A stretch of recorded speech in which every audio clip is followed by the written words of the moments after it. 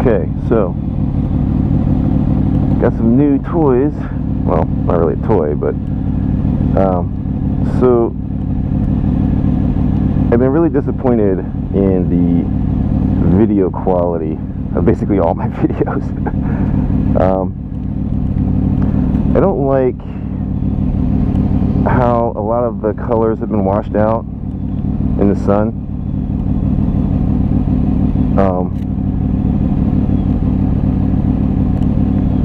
I've already kind of talked about that ad nauseum. So I figured, all right, so the GoPro, I tried settings, I tried, white balance on off. I even went into Pro Tunes, trying to manually set some exposures, which made it worse.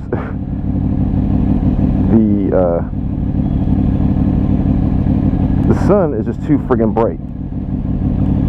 It's killing the quality, and it's ruining a lot of my videos. Actually, I've gone on some pretty decent rides, and some of them I haven't even posted because the quality was so bad.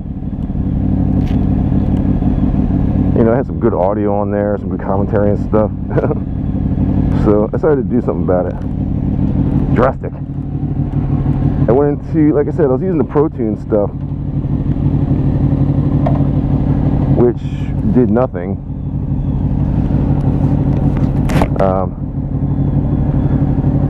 Spent a lot of time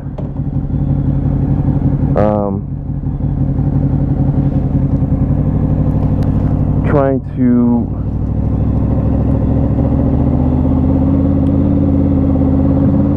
fix the problem in post.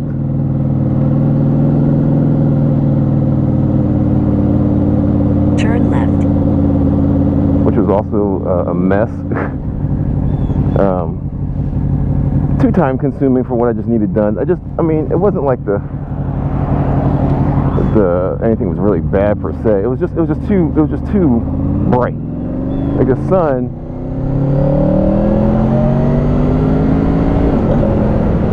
was just too friggin', it was just washing out the sky.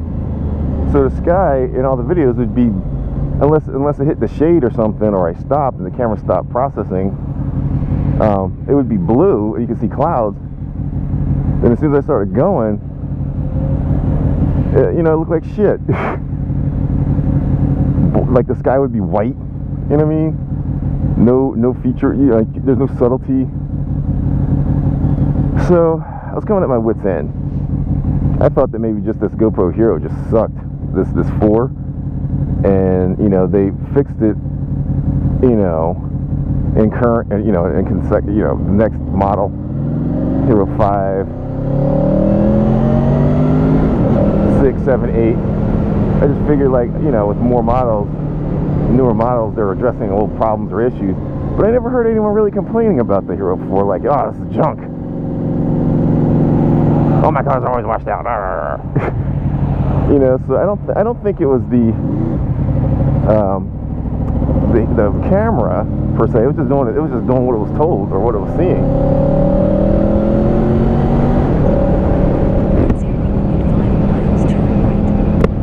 So I decided to think outside the box, and that's when I came up with the idea to research lens filters. I saw a lot of, I didn't want to spend a lot of money on it, obviously, but I saw a lot of packs, 3-4 packs of lenses. 150 feet, turn right onto Sweet Road. Where turn right. It would have, underwater filters like red and green and shit. I'm like, I'm not going underwater. I don't need like a red tint on my rides. So that kind of sucked. Then I found a pack where it was like it had like an ND8, and then what else? It had some other weird color. No, it had like the macro lens. It's like stare at everything and like super big, I guess. And then they had the polarizing filter. I was like, here we go, polarizing. Now I was stuck between polarizing and UV. I was like, what's the difference? Those are two separate filters doing two separate jobs. I didn't get too deep into the UV one. I imagine it's using the same logic as your car windows with the built-in UV. You know, ultraviolet probably just isn't good for, you know, delicate mechanisms, you know, like lenses and shit. You're staring at the sun all the time, so that's probably a good idea. But I had the feeling it was still going to let in a lot of glare. UV and glare are two different things.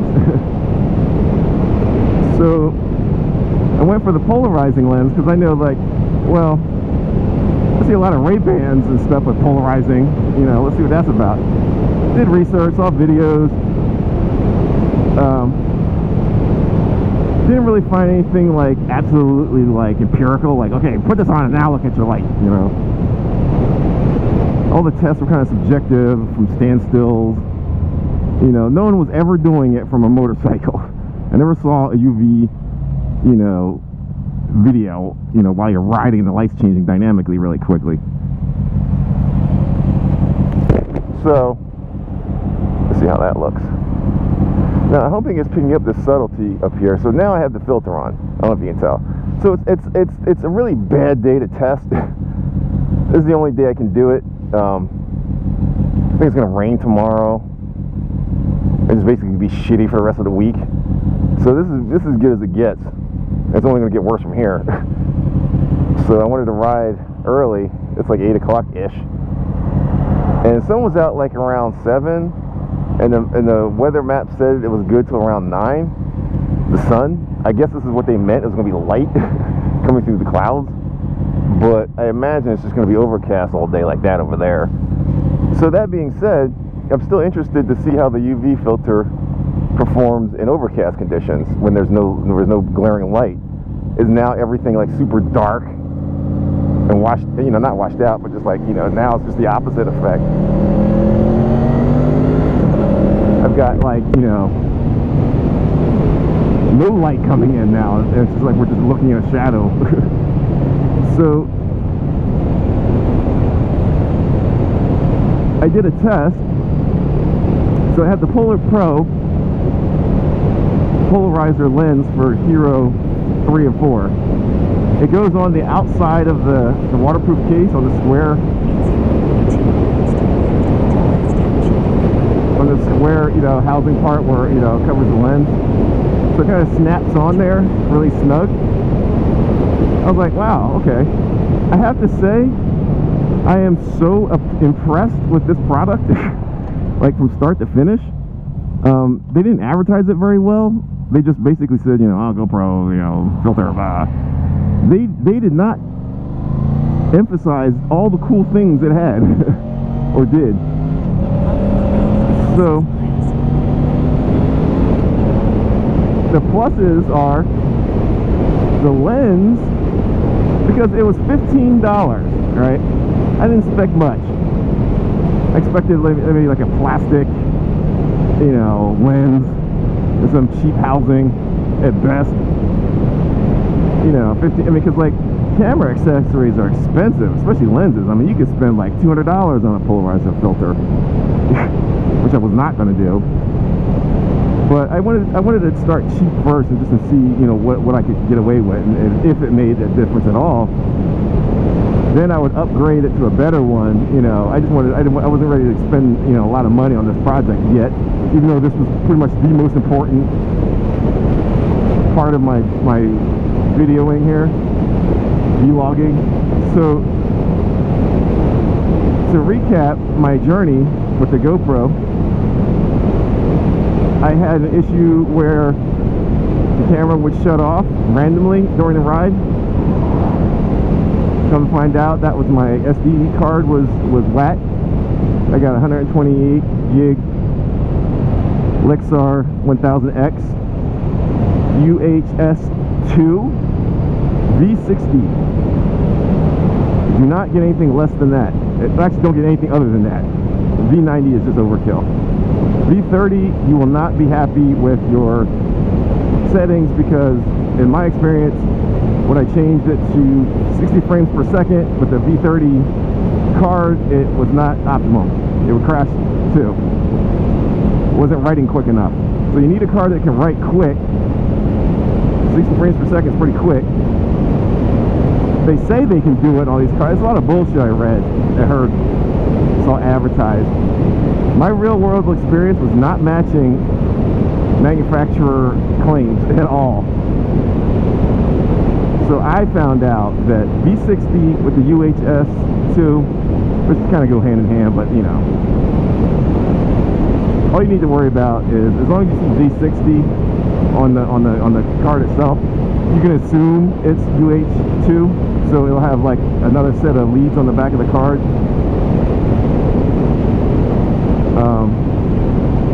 So there was that. Solved. Boom. I solved the power problem. I'm no longer dependent on a battery. Right now I'm plugged into my USB port that I put on my bike, along with my phone USB. I made that in red on purpose, just so I can see contrast down there. I don't want it all black, you can't see shit. And it kind of goes with my kill switch over here. So you got some like red accents. My thing is red. So red. Oh, fellow biker.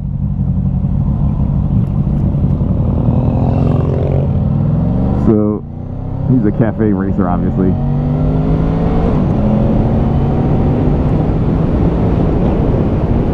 So so I got the power resolved. I can ride all day, and I have. I can toggle between. Right now, my preferred method is plugging directly into the motorcycle, which was my goal to begin with. I found that to be the optimum logical solution. I'm on the bike anyway, might as well be plugged into it. Unlimited power!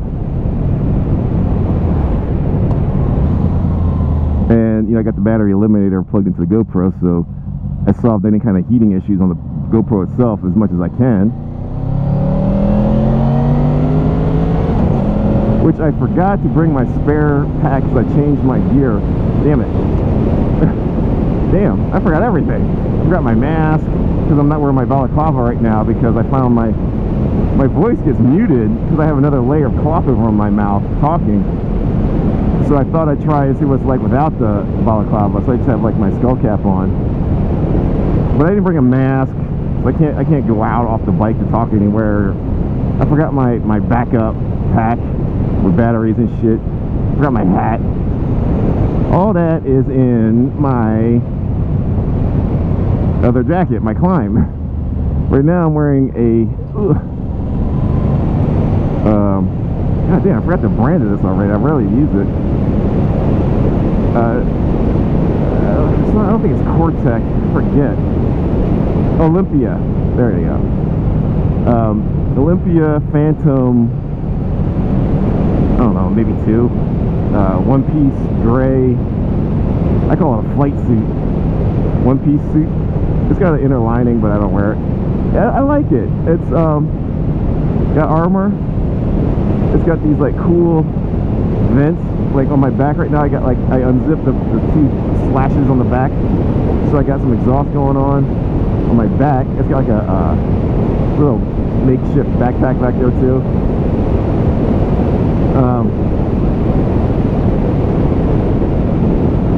It's got like zipper from my shoulder down to my wrist. I got this long zipper down my whole sleeve that I can kind of like, you know, open up and Velcro back. So I got like wind going all up my arm. It's as if I have like short sleeve shirts on right now because there's just so much wind on my arm. It's got like chest open, little vents up there too, so it's super well ventilated. I like the venting on this better actually than my Climb. I wish my Climb had vents going all the way down the arm like this. That's perfect. And a goddamn chest vent like one would be nice because I have to unzip my climb down, you know, several inches just to get some air into my chest. My arms and shoulders are nice, but my chest ain't feeling nothing. And the side slits, you know, going up my midsection, those are nice, and they definitely, you know, pull some air. But there's nothing like having direct air blowing on your chest is really what it's all about. And that's priority, dude. That's like where your heart is. It's the power plant, you know. Let's keep that cool. So we got the SD card squared away. We got the power good. The next thing I was working on was the audio. That was tricky. I actually prefer the Sena Bluetooth backpack audio quality, because, you know, simpler, cleaner interface. There's no wires, it's all Bluetooth. I can't connect to my phone, so that's a drawback. I'm not sure how I'm gonna.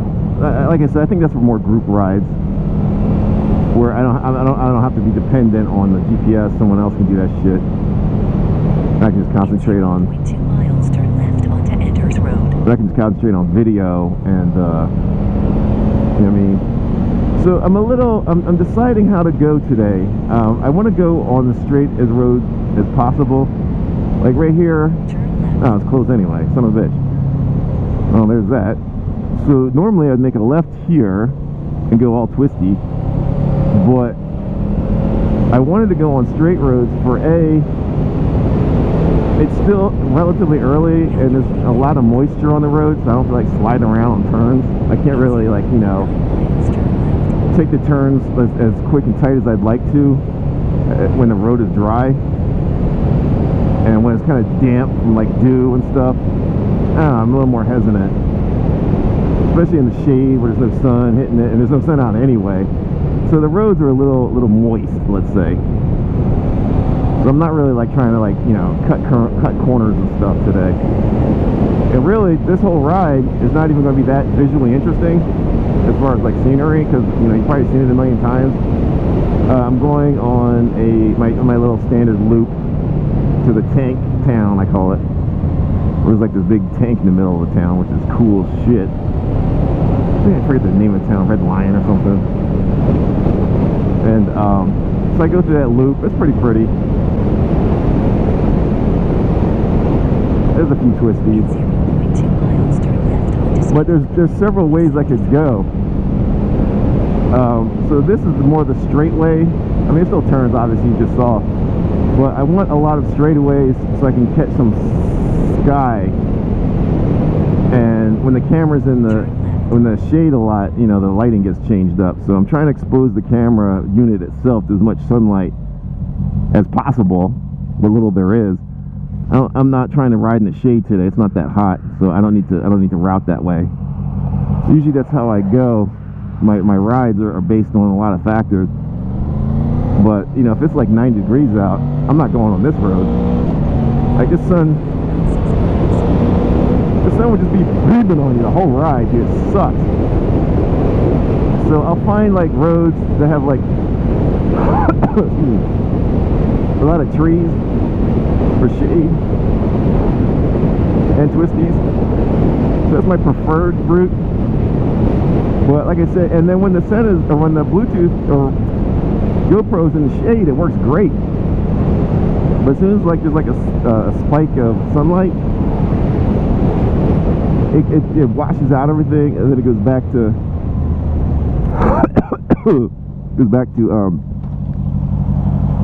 you know, normal when it hits the shade again. So that back and forth is kind of getting on my nerves.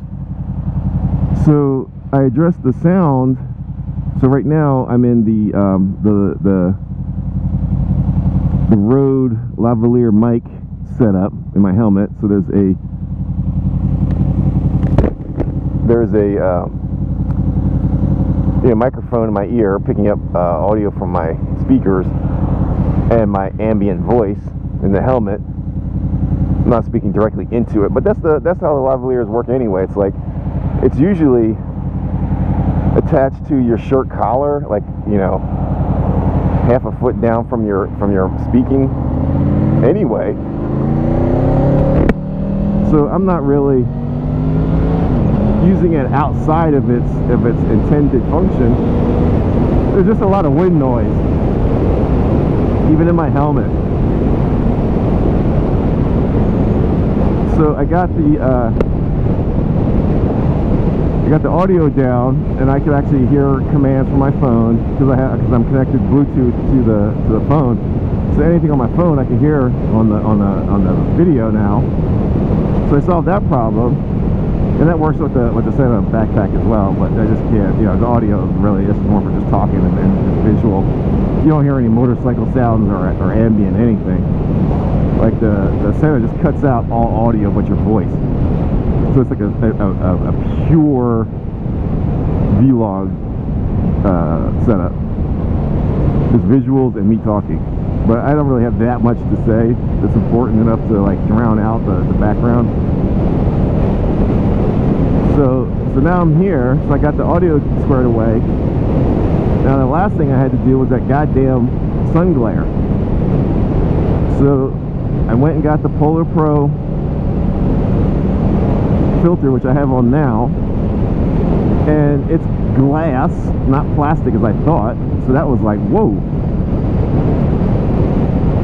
It's aluminum, not plastic housing. I was like, get the fuck out of here. Are you kidding? Glass and anodized black aluminum?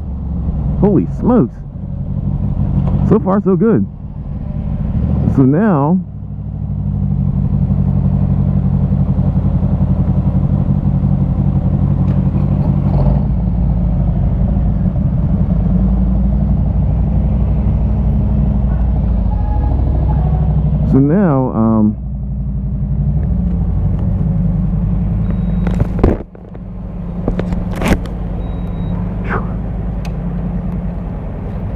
now I got the see, it's still recording yet. So you can see the lens is pretty huge. You know, this is like the most unaesthetically pleasing to look at setup. The wires everywhere, the big circular lens, which I'm sure bugs are just gonna love to crash into. But it's function first, and whatever form I can squeeze out of it after the fact, I guess. So it looks like shit, but it's really super functional. Anyway,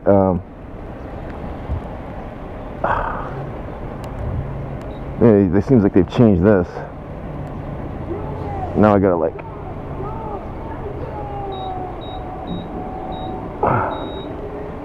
it used to be just like click it and it's done.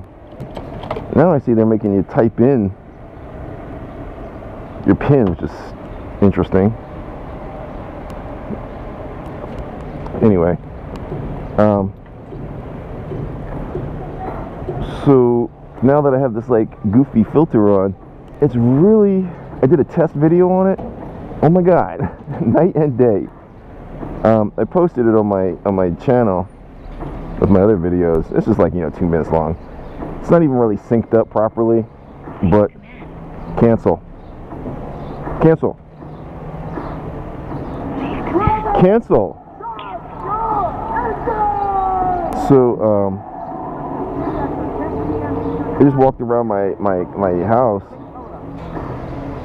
you know, with it in my hand, and just, you know, because yesterday was kind of sunny towards the afternoon. I didn't get the device till late, so I couldn't really go riding with the lens. So I put it on, just kind of walked around and just, you know, showed the light, the sky, shadow, moved it in and out. And as expected, in the non-filter part of it, typical results. Washed out. How all my videos look. As soon as I put on the filter and made the test, oh my god, night and day. I could like I walked around the same little kind of walkthrough with the camera, and wow.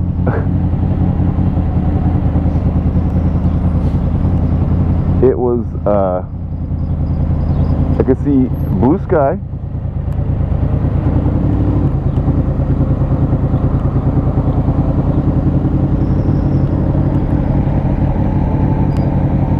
I could see blue sky, whereas the other camera could not. It was white. I could see like feathered clouds that were so subtle.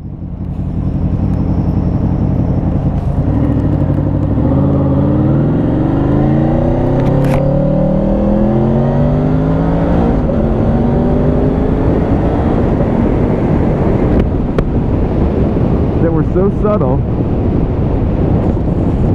I couldn't believe my eyes. Couldn't believe my eyes. The reflection off of the brick of my house without the filter was so glaringly white, the brick was almost indistinguishable.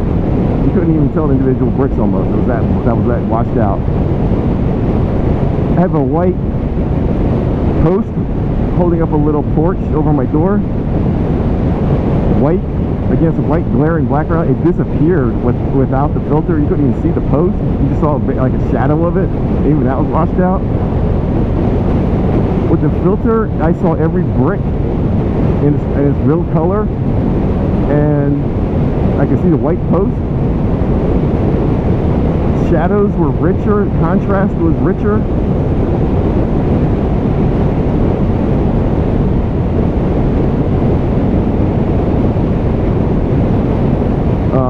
Sunlight was not blaring.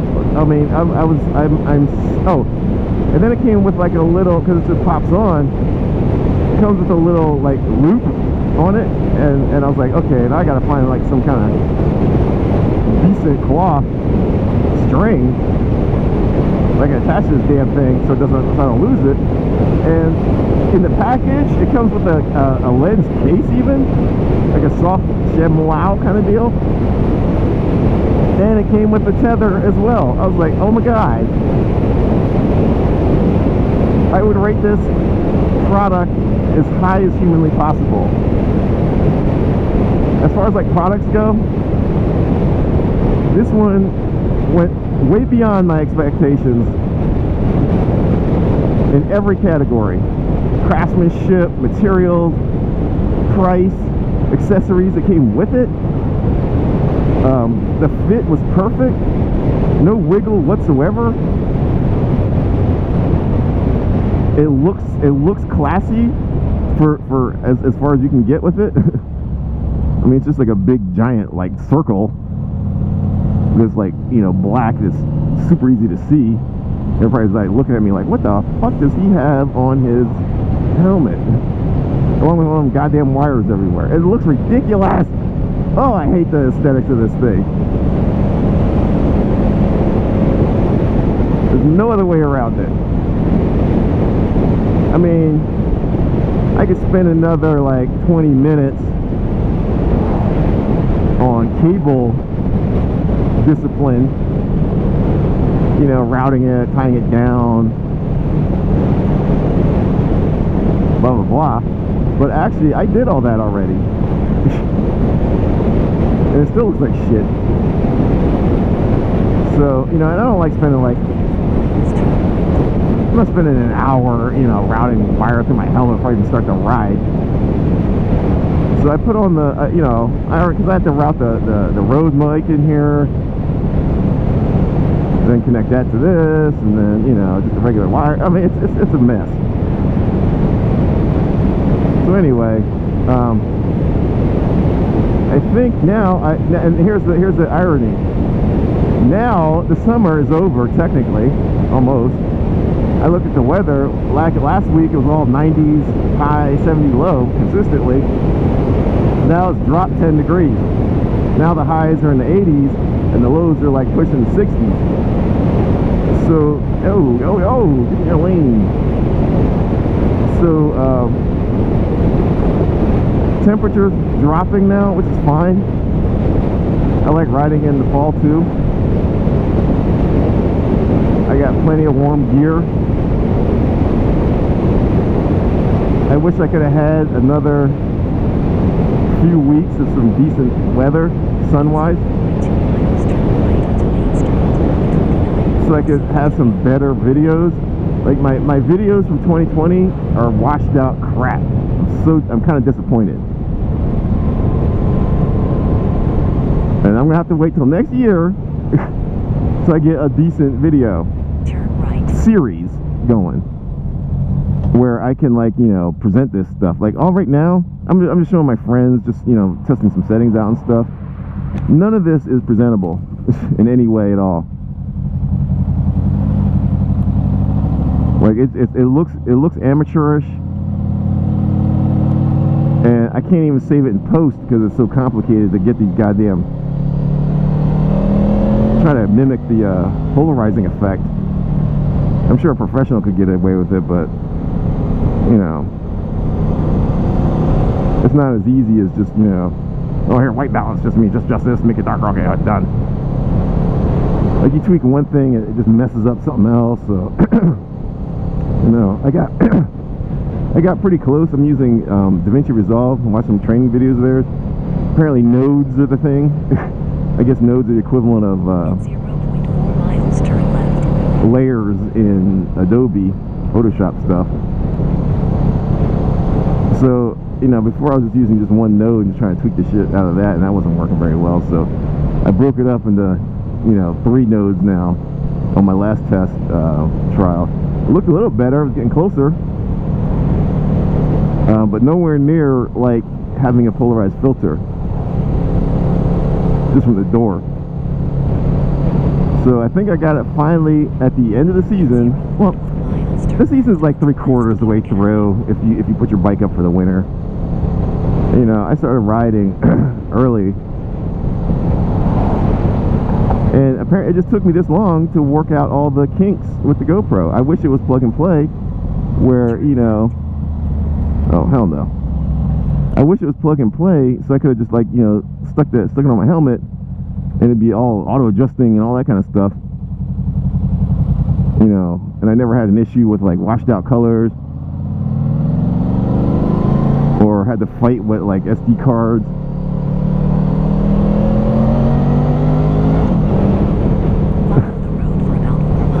You know, the power source, that was on me.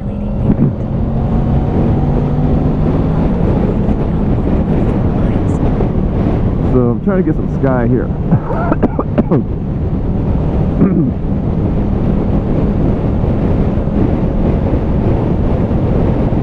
Totally ignored me.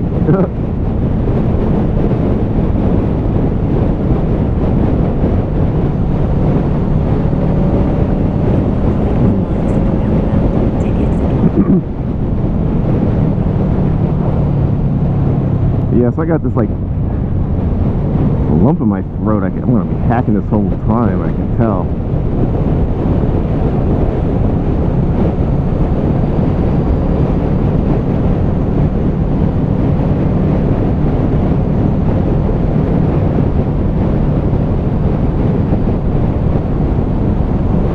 Alright, so it's getting a little brighter. I mean, there's not much sky contrast, so even if it does look nice in the filter, it is basically just gray up there. So, but if you can see any blue or any kind of subtlety in the sky at all, I'm going to consider that a win. Typically, it would just be white, like a washed out white. But if you couldn't see any clouds or color at all, it's literally, if you took an eyedropper and just selected the whole sky and just said, make that shit white. That's exactly what it looks like on the film or the video. No subtlety or texture in the sky whatsoever. So I'm thinking this will not only does it reduce glare, it also brings out a lot of nice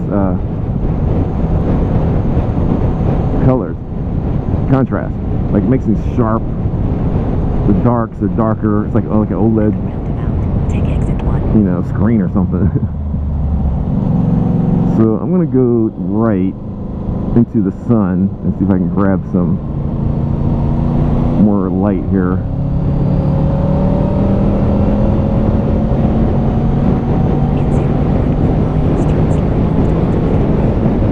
So also, I would make a left right here. There's also a nice twisty ride going down there, and then you come out through a park. It's really nice. Okay, let's see.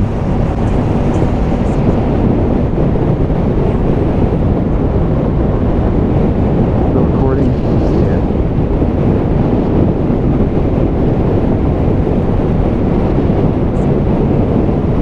GPS is freaking out. There you go.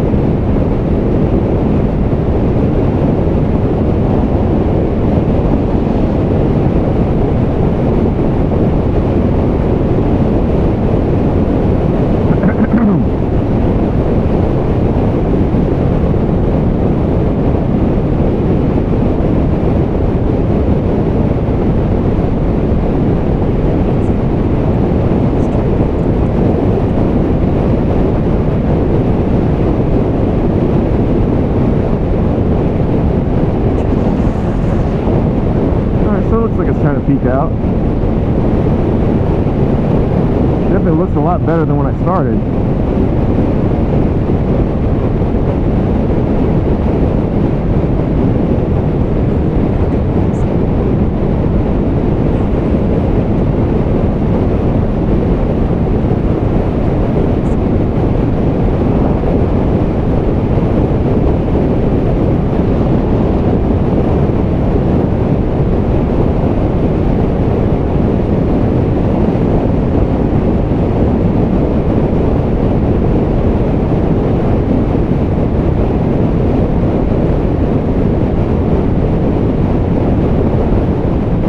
Stay out too late today. I gotta take my dog at a grooming appointment. Little hairy, smelly bastard at this point.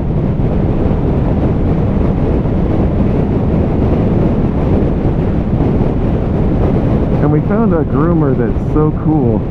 Like, it's not just the grooming that we're taking to this place. Like the way they have their place set up is, instead of putting a dog in a cage until it's their turn and then putting them back in the cage so you come get them, they have, like, they put all the dogs, you know, they test them first, make sure they're all cool with each other, obviously, but they put them all in a big room together with, like, toys and obstacles and stuff, and they just sit there and play until it's time for their turn. So they socialize a lot. You know, I thought that was really cool. And then when I came, you know, to get my dog, I asked the lady, I was like, oh, how was my dog? Was he okay? She's like, oh yeah, he was fine. You know, they'll tell you if there was a problem. And then when I was like, all right, buddy, let's go. Instead of going towards the car with me after I got him, he did a U-turn and wanted to go back in. I was like, what? I've never seen that before. Like, usually he's so eager to get the hell out of the, like, you know, the other places I take him to. But he actually wanted to go back in. And the lady was like, oh, that's so cute. I'm like, oh, we're coming back here, dude.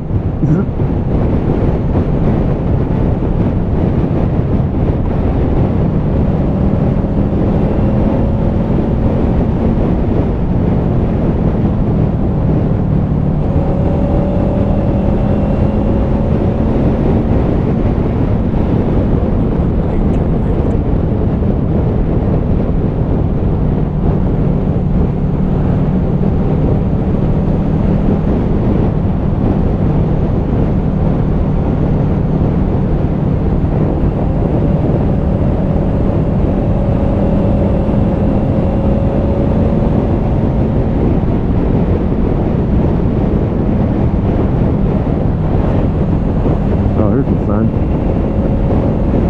Yes, perfect. Oh, that's exactly what I was looking for. Yeah. Now you should see some blue ahead in the sky and some clouds. Hopefully that'll be distinguishing. I see some shadows now on the road. Great. Oh, this is exactly what I was looking for. Oh my god.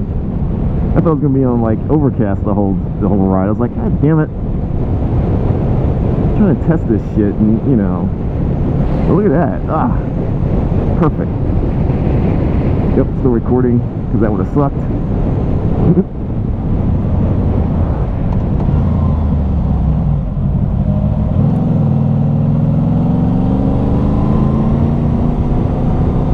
In 0.2 miles, turn left onto Hill Road.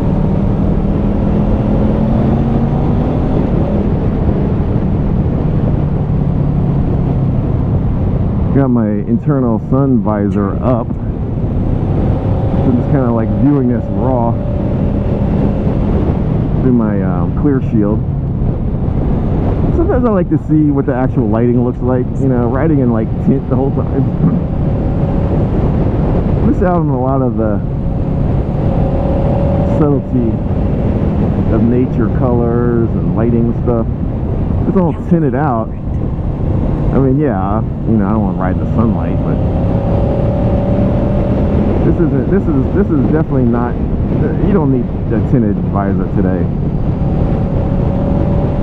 Even when I was riding into the sun just then, I wasn't even squinting.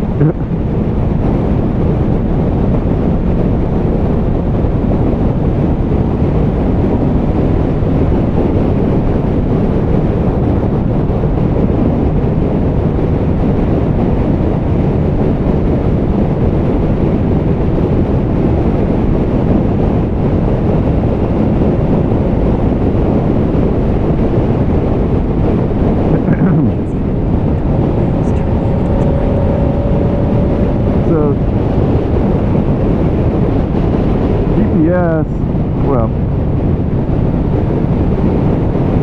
Moto wants to take me to a nice twisty section here where this car is going, where there's like water you cross and all this kind of cool. It's really gorgeous down there. There's actually that's actually a park, but it's shady, and I'm trying to get the straightaways and sunlight is my goal. I'm not trying to be twisty today. Like right now, this is perfect.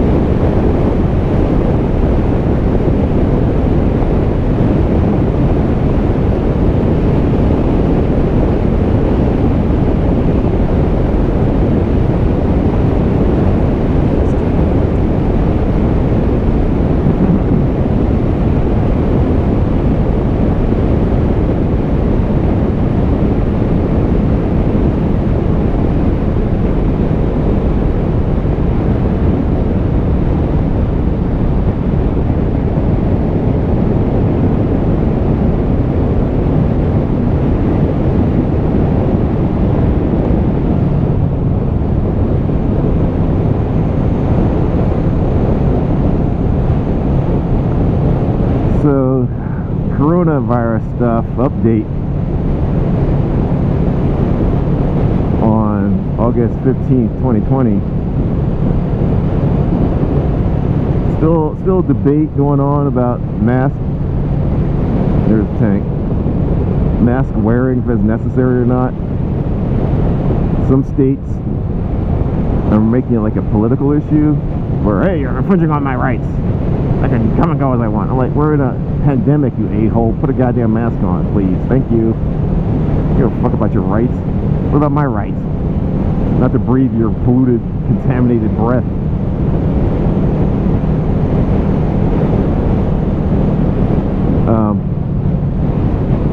So, like I said, I don't have a mask on me, Because like I said, I'm wearing a totally different outfit, and I usually have that stuff, you know, my usual outfit. I have that on, you know, in there, but I just forgot because there's, like I said, there's so much. There's so many boxes I have to check before I leave. My pre-flight checklist. You know, my helmet, my 0.2 miles, turn left onto West 11th microphone plugged in. Is this, that, the other, yada yada. Now, I'm thinking I could do my usual loop and then just go right back home. I know I'll be home like within an hour. That's, you know, Turn left. a little earlier than I wanted to get back. And now that the sun's coming out, I want to ride a little bit more. So I think what I'm going to do is turn this off.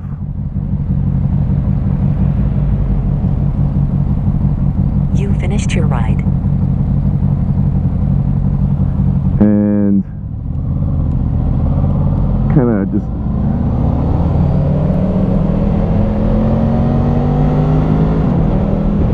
improvise.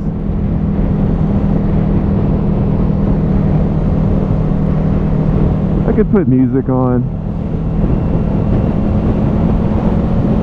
Not as much fun as I thought, since YouTube seems to like to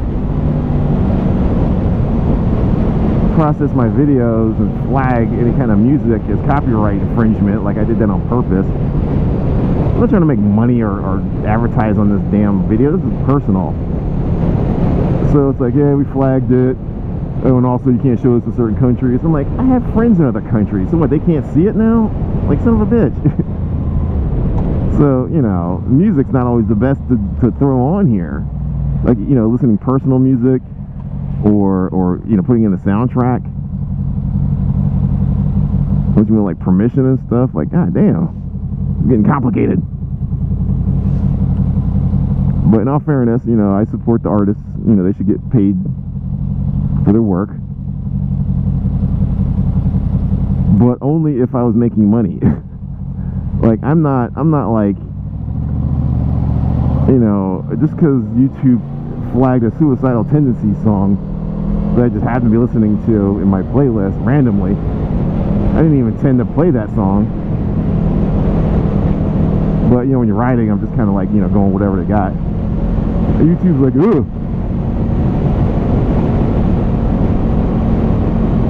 And they, you know, put the credit in my description. I'm like, yeah, I get all that, you know. But it's not like I was depriving Suicidal Tendencies any kind of royalties by playing that. It's not public. All my videos are private or unpublished status, you know. Not everyone can see my videos. So it's only for a few select people I want to see who don't give a crap about that, you know. They're not paying me. So why am I being like flagged for a private video that is not public domain? Now, if I had it listed for anyone to see in the world, yes, you could argue I was using Suicidal Tendencies songs without their permission in a published video for mass consumption. I get that. That was not what I was doing. This is private. So what? Every time I listen to Suicidal Tendencies on my playlist, I gotta pay them on my head. I already paid them for the album. That's mine now. I can do what the fuck I want with the song.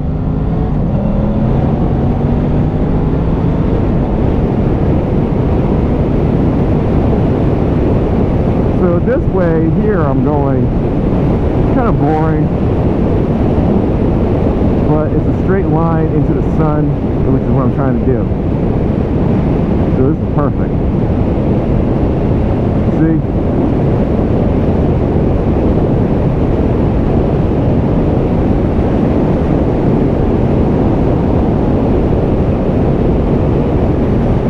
So the camera should be able to see some of that blue up there. It's real subtle. Like the clouds are like so feathered, they're not even like defined edges. More like, you know, an implied cloud is here. sun is out finally. So it turned out to be a good day to test after all. This is perfect. If it can pick up this subtle color, which I'm pretty sure it can, because it did the other day, I think I'm in.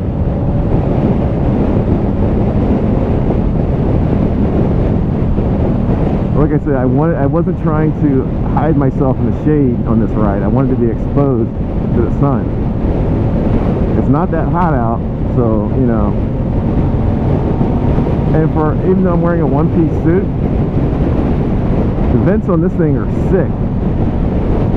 I could ride this in the middle of the summer and feel okay. It's no hotter than any other jacket I wear. And as far as like air ventilation, this is probably the best.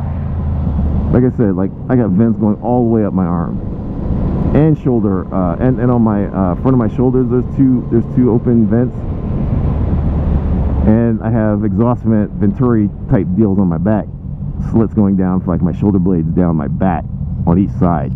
Like, come on, dude, it don't get no better than that. But I'm wearing like a t-shirt only.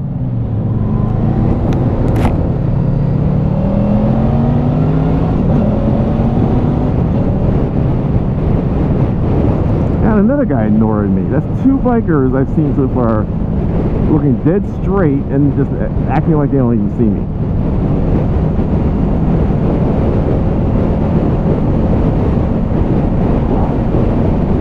So another thing about the wave is it shows solidarity to the cars.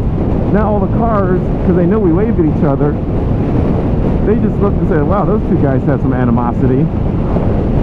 I guess they're not as tight a community as I thought. Fuck them, let's go run them over.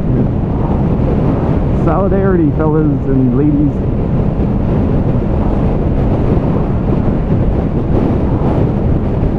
No reason you can't acknowledge someone. You know what it's like? It's like if you were in the middle of like some like wilderness trail walk, and you're the only one there. You just walk in, and then you just happen to come across someone coming from the other direction, and you ignore them. You don't even look at it. You just look straight and walk right past. And they say hello to you, and you don't reply back. And then you go, and then now you're by yourself again. That is a violation on so many levels. I can't even quantify that. Never have I been in any wilderness situation, camping, walking trails, biking, have I ever come in a situation where the person I'm passing, or we're intersecting, or they're coming, we're passing each other, have we ever not acknowledged and said hello? Now, I don't know why bikers are so like assed out. Maybe they feel like because there's so many cars on the road, we're not really technically alone. If we were just like, if I was like the only one on this side, there's no cars in front and behind, and then another bike came the other right direction, there's nothing in front of him and back, I'm pretty sure he would wave. Unless,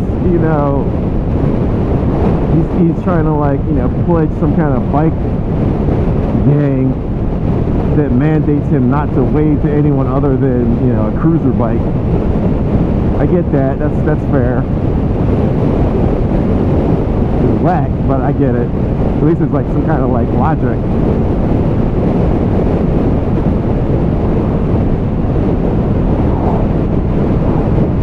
There you go. Thank you.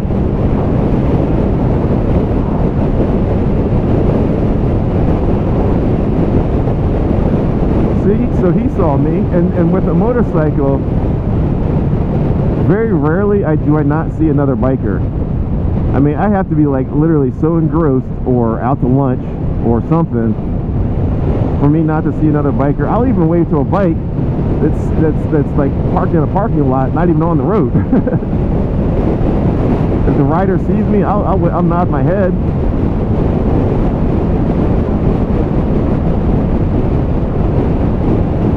So usually on this road, there's a Wawa I stop off at, and take my helmet off, go in there, get like a you know, cappuccino, iced coffee in a bottle, and like, you know, some kind of snack. Then I go sit up on a hill and just kind of survey the scenery. But I don't have a mask. I'm not really that hungry or thirsty, so I'm just gonna pull in there just to take a break. Not that I've really been on the road that much. Like I said, I'm trying to maximize the lighting here, and I'm wondering if I should still keep going straight, because there's a Wawa there. Yeah, fuck it, I'm gonna keep going straight. I've never gone this way this far.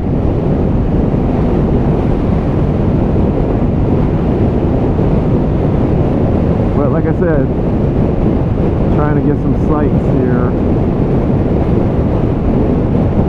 And that guy in front of me on the motorcycle, he seems to be cool going this way. And I just saw a bike coming from this way, so this is still technically a bike route.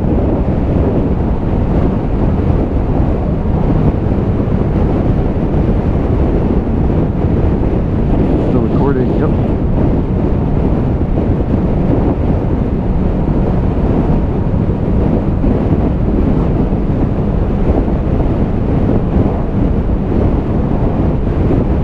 So there must be bikers along this ride. I'm going to keep rocking this. I have no idea where this goes. Usually I just stop at that Wawa and just call it a fucking day.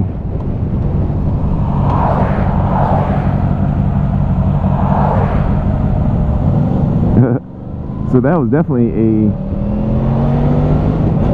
training reflex that I learned when I was taking the MSF course. That's exactly the scenario. So you're riding at, like, I was in 4th gear just then, like doing, like, you know, 50, 60 miles an hour, I think. And there was a green light, and all of a sudden everyone just stops. Because that car was trying to make a left. Had I been staring off or looking down, I might have crashed into this car in front of me. So I didn't even have enough time to cycle through the gears properly, so I just squeezed the clutch and my handbrake and my foot brake, basically all controls I pulled in, and I didn't, you know, come to an abrupt stop like I did in the class. Cancel.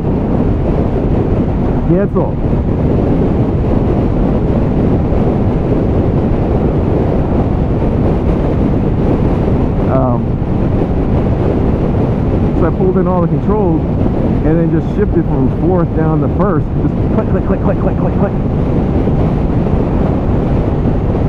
Without even pulling out the clutch. So that's the technique I was taught. And I just did it, so whoop, whoop. Shout out to MSF.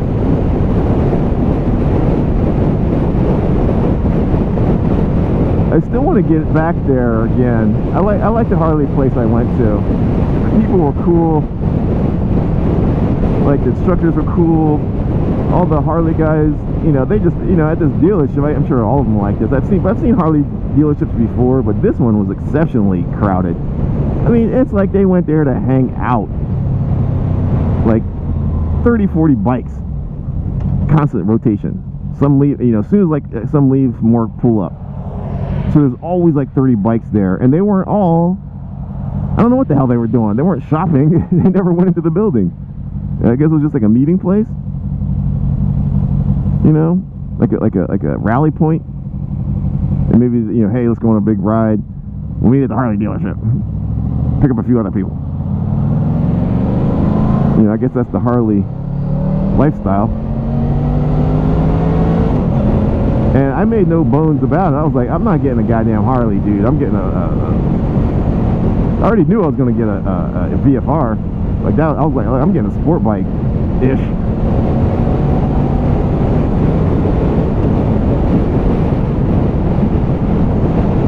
I'm just wondering, at some point, if I should get a cruiser. I mean, I love this bike so much that if they'd be like cheating on it using another bike, then I'd have to get like a whole bunch of gear to match it. But fortunately, my My helmet pretty much goes with anything. Zoink. Alright, turn only left.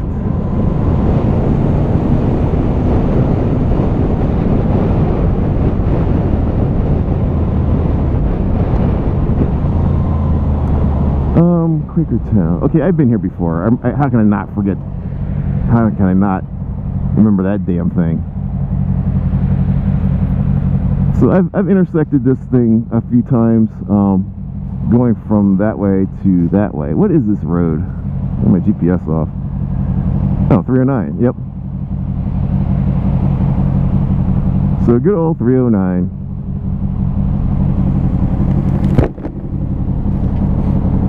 Medical marijuana. Curbside pickup. That must be convenient. I'm sure like 40 years ago, no one would ever thought that you'd have curbside marijuana pickup without getting arrested or some kind of, you know, police sting.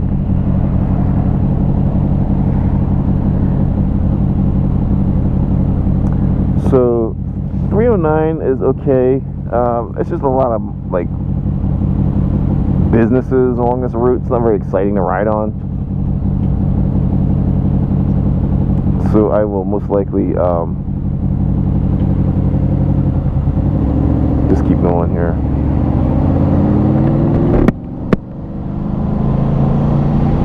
Like I said, I've never really gone like this direction before, East 313. But I'm not in a rush right now. Like I left actually pretty damn early. And like I said, I think the sky is only going to get worse, like more gray.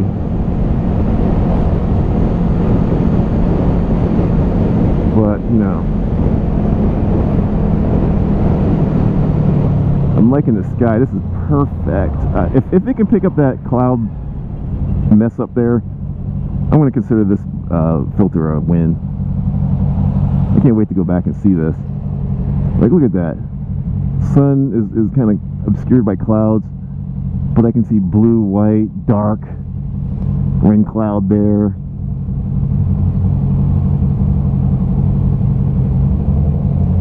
Not a lot of reflection, which is mostly what this is for. This is like if you're like on like if you were skiing. Oh my God, sun glare on the snow is crazy.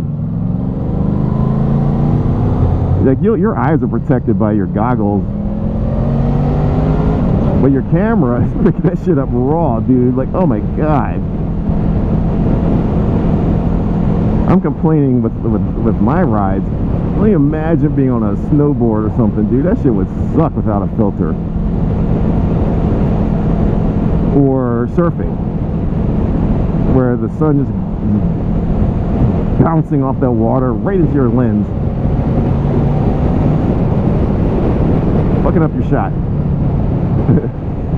So that's kind of, I think, what this was, its main purpose was for, you know, snow and water and sun was what this is designed for, to mitigate that shit.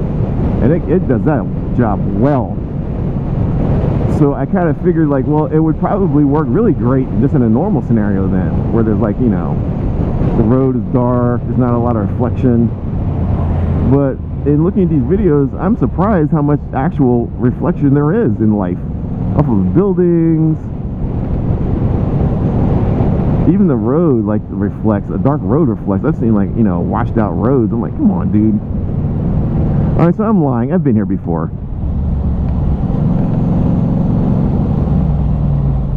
People out there. 313. I think I'm gonna still go 313.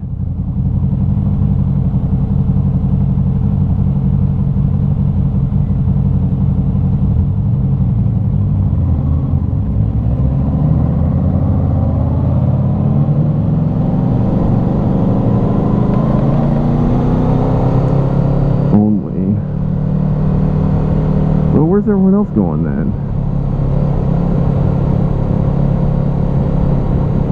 Oh, 313 straight, okay.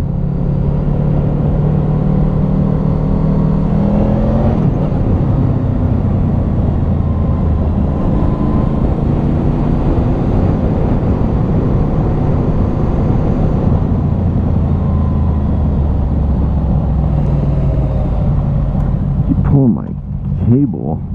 Let's fix this really quick.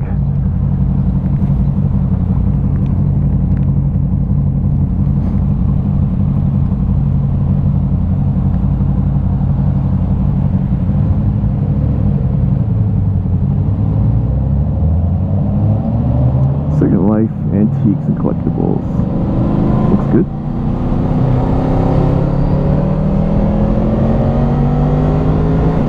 When I was in Indonesia, in city of Bandung, my wife's hometown,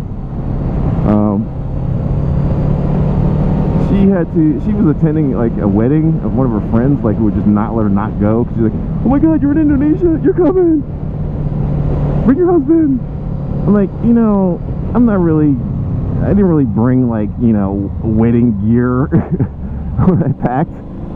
I had no shoes, I had slippers, you know, like sandals, and some like lightweight jogging shoes, like orange and high contrast colors. I'm like, I'm not going to no goddamn wedding, dude. Fuck that. So I was like, look, you go, get a dress, you know, I mean, I'm sure you can get, you know, find something a lot easier than I can.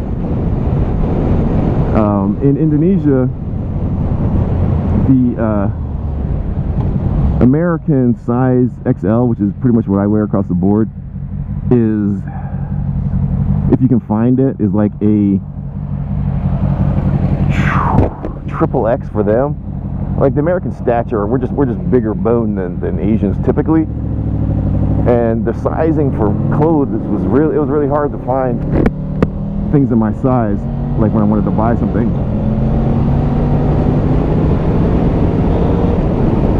So it was just, you know, and then getting a suit that would, like, you know, look good. And they just didn't have anything off the shelf. So she went to that for like a day. So we actually split up, which was kind of weird. But her sisters, her older and younger sister, took me out, so the three of us hung out that day. We had a ball. Oh my god, they had me doing some crazy stuff.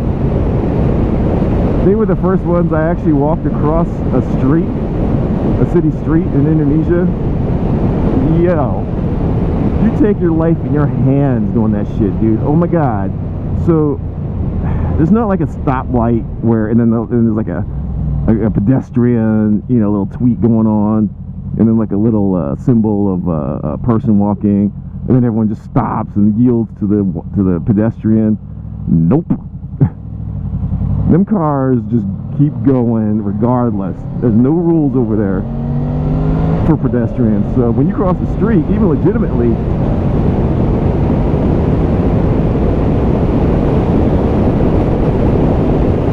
good luck.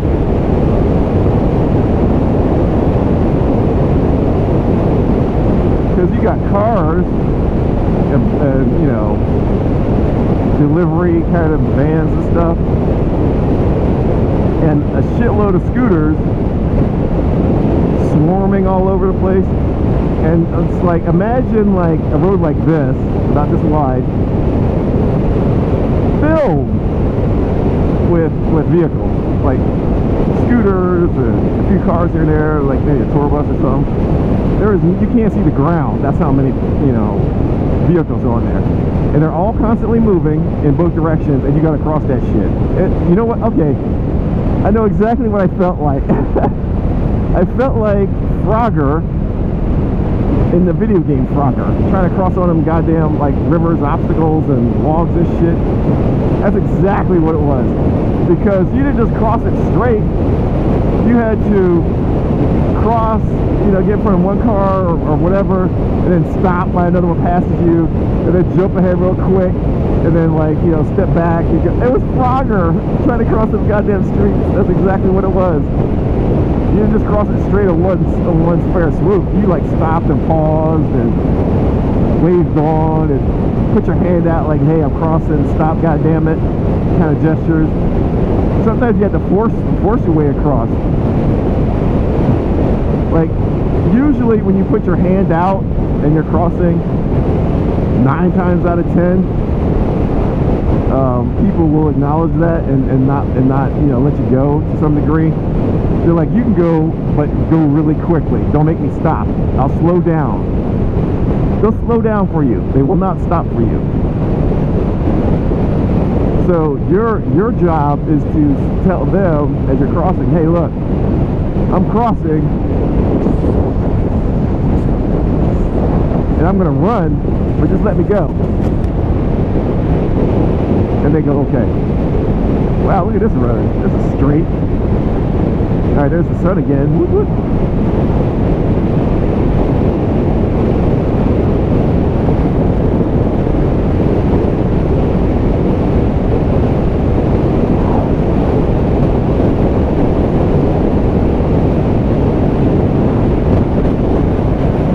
Yes, sun. Look at that. Woo! Bring it.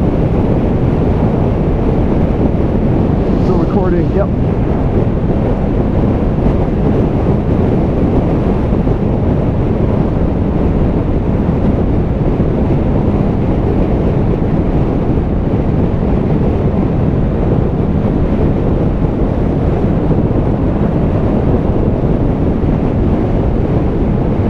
Dublin. Let's go to Dublin, then I'll turn around.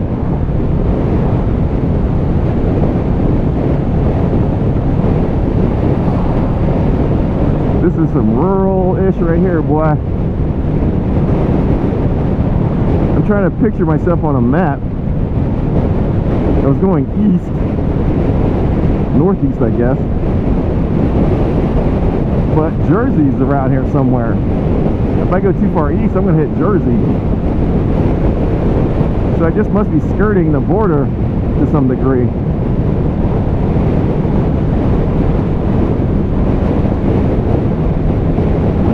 Oh, perfect lighting. Yeah. Hopefully you can see all that subtlety in the sky. Oh, God. So I'm so disappointed that I didn't get this filter like so much earlier.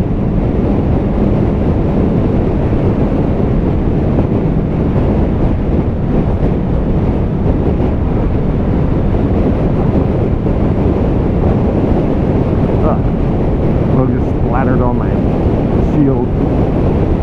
Thank God he's at the top part of my view. Oh, he could have easily hit that. Hit the filter. That would have sucked. I have to keep making a mental note to check that. When I went to Lake Winnie Pawpot, I noticed there was a bug on the upper right corner that was I didn't really notice. Looking at my, because I did check it, but it must have been so subtle. I couldn't see it. It wasn't like a blatant like bug, like legs and shit hanging out on my visor or my lens. I would have seen that, but it was just much as been such a speck of dust or whatever that I couldn't see it just visually when I looked at it. But it was there. That sucked. So I have to make a mental note of that as well. Every time I stop, even for gas, I should look in the mirror and make sure there's nothing, because I can't see if something hits there. I can see a bug hitting my helmet visor, but if this bug that I'm staring at the top of my visor was like, 6 inches lower and smashed into the center of the polarizer, this ride, this video would have sucked staring at bug guts the whole way.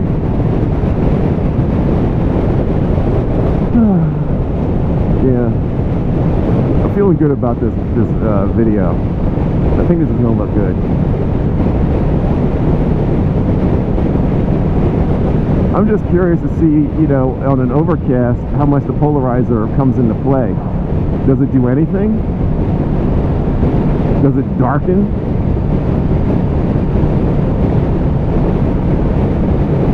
Or is it just let in whatever ambient, like a fixed ambient light, and rejects anything over a threshold? So maybe, you know, it looks normal on a, oh, there's some leaves. Yeah, I think the summer's over. It's starting to, like, I'm starting to see the beginnings of fall. Which I love. My wife loves the fall. I love the fall too.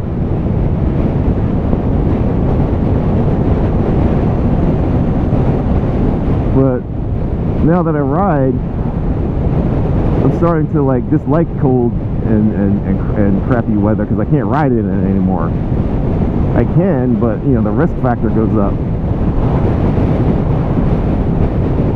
You know, adding in wet leaves to a ride is not exactly fun. I spend more time, you know, worried about the road conditions than actually enjoying myself.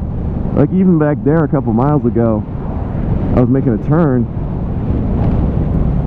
and I found the bike was slipping on the turn. I felt I had to kind of compensate a little bit because the road is not dry like it is in the summer with the 90-degree sun, you know, cooking it, making it nice and velcro-y for my tires.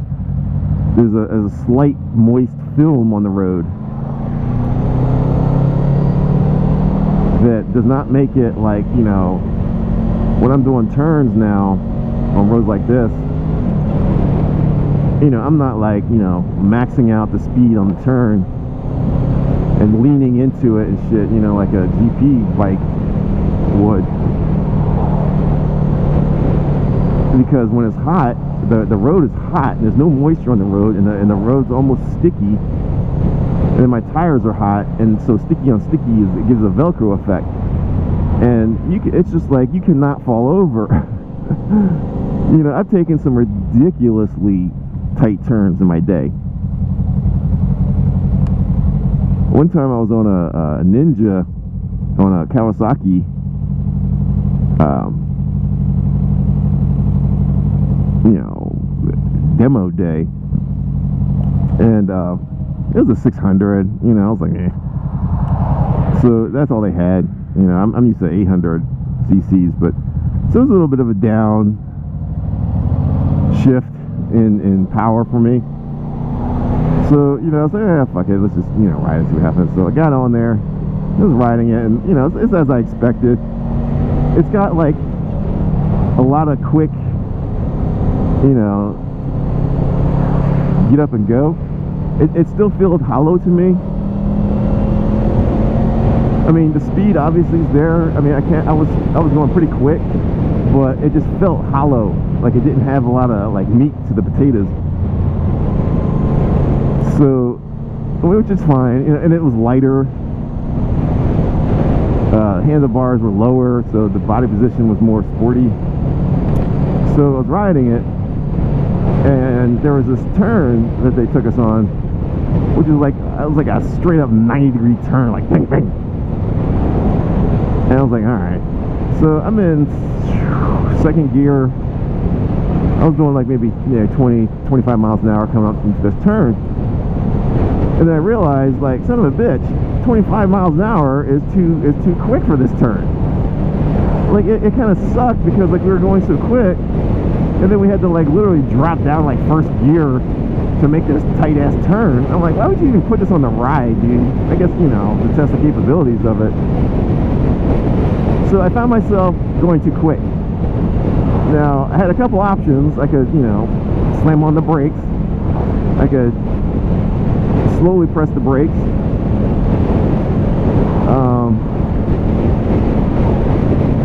I could,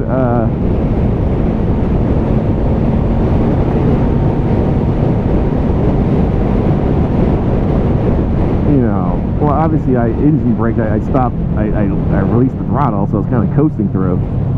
So I didn't have a lot of options, and the turn was coming up.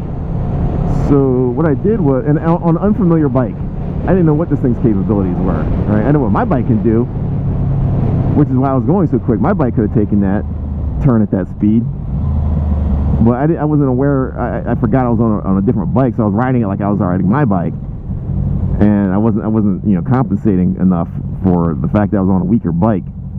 You know, I didn't know what the tires were like. Its grip strength and all that shit. I know what mine is. So I was on a foreign bike I've never ridden before, making a tight turn that I've never been on. So I'm like, all right, this is gonna be fun. So what I did was I decided to go to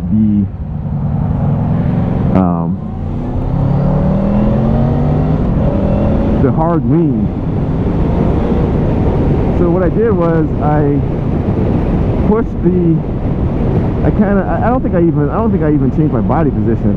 I just pushed really hard on the right grip forward as I was going on a turn, and it dropped the angle so in such a way that it was almost a perfect turn.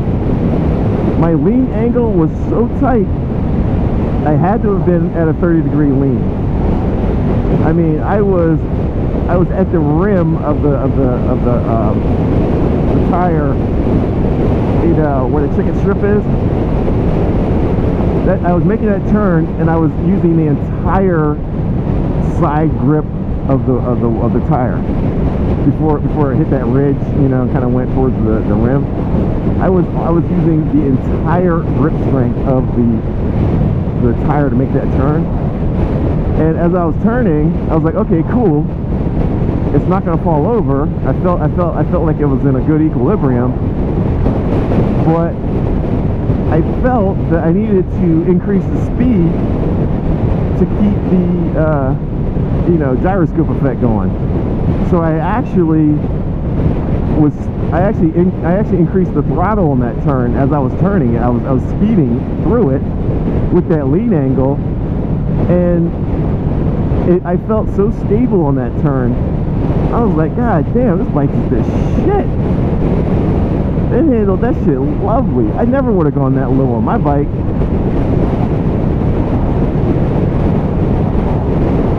But I think that's probably the lowest or the most lean angle I've ever gone on a bike on a turn was on that damn Ninja. And I went around that turn exactly 25 miles an hour. Like I didn't go below 25 on that turn. I went around that turn so fast and low, and the people behind me must have thought I was some kind of pro rider, because it was so fluid. They didn't see any brake lights.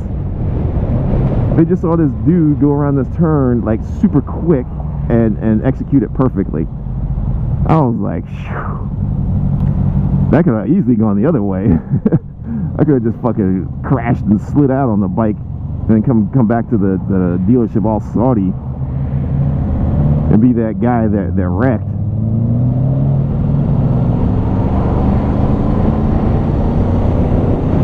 But I did not.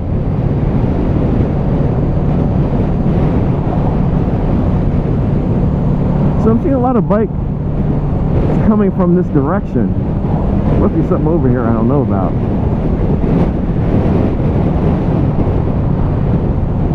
So let's see how I've been going for about an hour and a half. I have to go back an hour and a half. I think I can ride till 10. I can go another half an hour. It looks like it's starting to get kind of crowded up there though. But like I said, I'm trying to suck as much sun direction as possible, because when I go back, I'm gonna have the sun on my back the whole way. So, you know, the whole point of this was to get the sun in the lens as much as I could. So that's why I'm going this direction, east. I'm trying to get the sun in the camera on the video. So when it does peek out like now, you know, I want to see how that looks. See how the filter on. Yep. So that's why I'm kind of doing this. This is more of like an experiment in the polarizer filter more than anything. But you know, it's a nice ride too. I like serendipity. Cancel. Cancel. Cancel. Jesus Christ! I turned Siri off. How is she asking me to cancel? I turned that off. Why is she asking me to do something? I still don't get that. VTech. Alright, so 611. I remember this road well.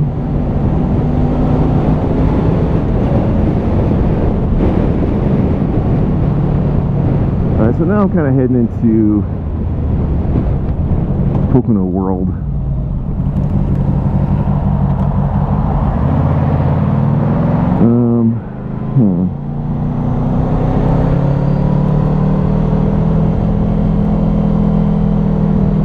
Sun's still kind of peeking out though. Still gonna keep. I'm gonna let it ride.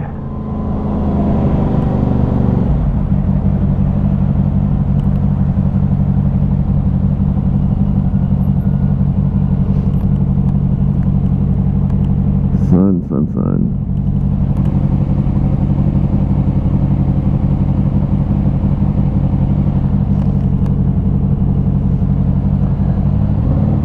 Yeah, this one-piece suit I have on is kind of dope, other than the vents. It's got like a really cool Scotch guard piping thing going on. So it's a lot of reflection. It's got like this piping down my arm and like, you know, on some seams and stuff, that when the light hits it, like a car light or whatever, it glows like I'm like in Tron or something. And then I've got a few larger patches of reflectivity. There's like one big one like in the middle of my back, upper back, can't miss it. And then there's some on my legs. Wow, airplane bonus, look at that. Yo.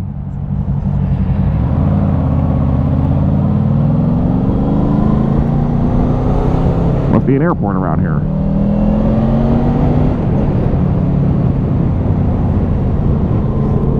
Yeah, right over there.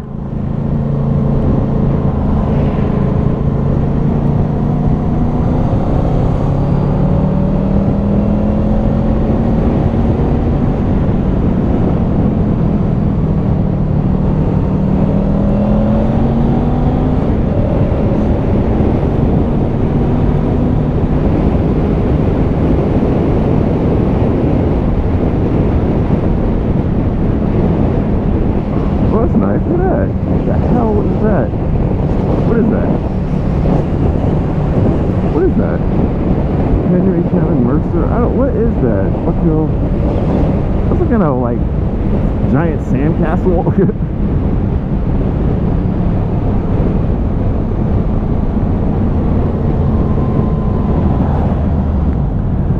So I don't understand the fascination with these type of roads, these like straightaways that I see so many bikers on. I'm like, are you guys like in between rides? Are you on this road to go somewhere else? I think, because this, I mean, it's nice. I mean, it's hilly. You know, you're going up and down a lot. It's tree covered. I'm sure in the sun it's nice, but I don't know. I think it's kind of boring just to be going straight the whole time. I mean, unless that's how you like get off. I mean, I don't mind going straight sometimes either. Like when you're like, you know, touring, that's you're pretty much straight, going straight a lot of times, like highways and stuff. But at least on highways you can speed, you know, just like shake it up a little bit. Alright, so those towns over there, 202. Alright, so you know, all these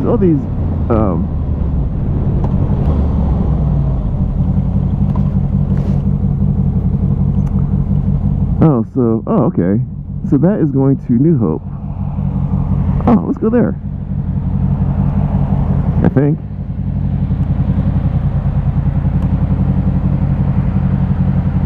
Yeah, because otherwise it's just going to keep going straight. Straight.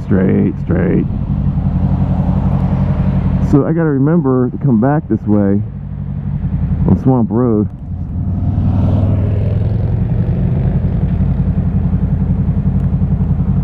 So I'll go up there, turn around, and make a right on Swamp Road, and just keep going straight down.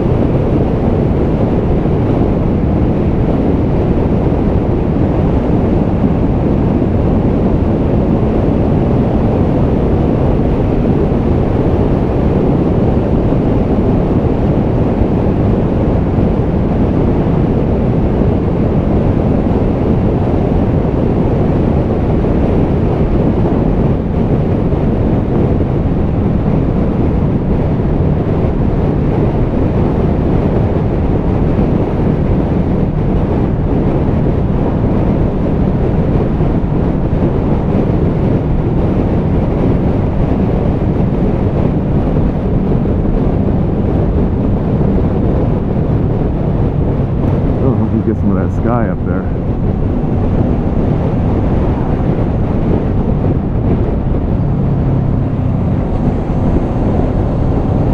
Yeah, this is perfect. Going exactly in the direction I want to go.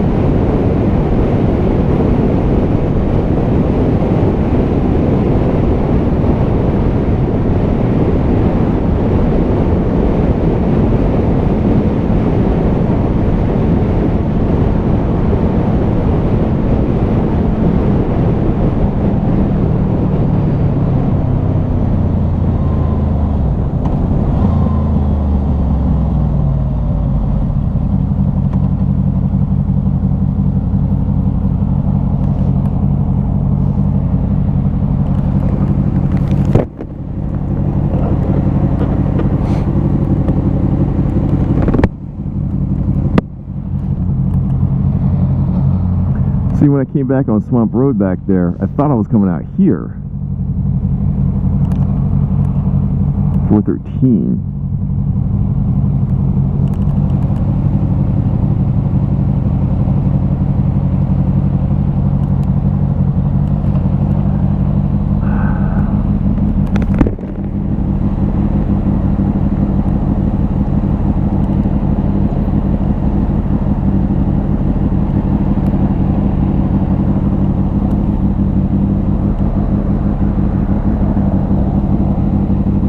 Love the sound of that bike.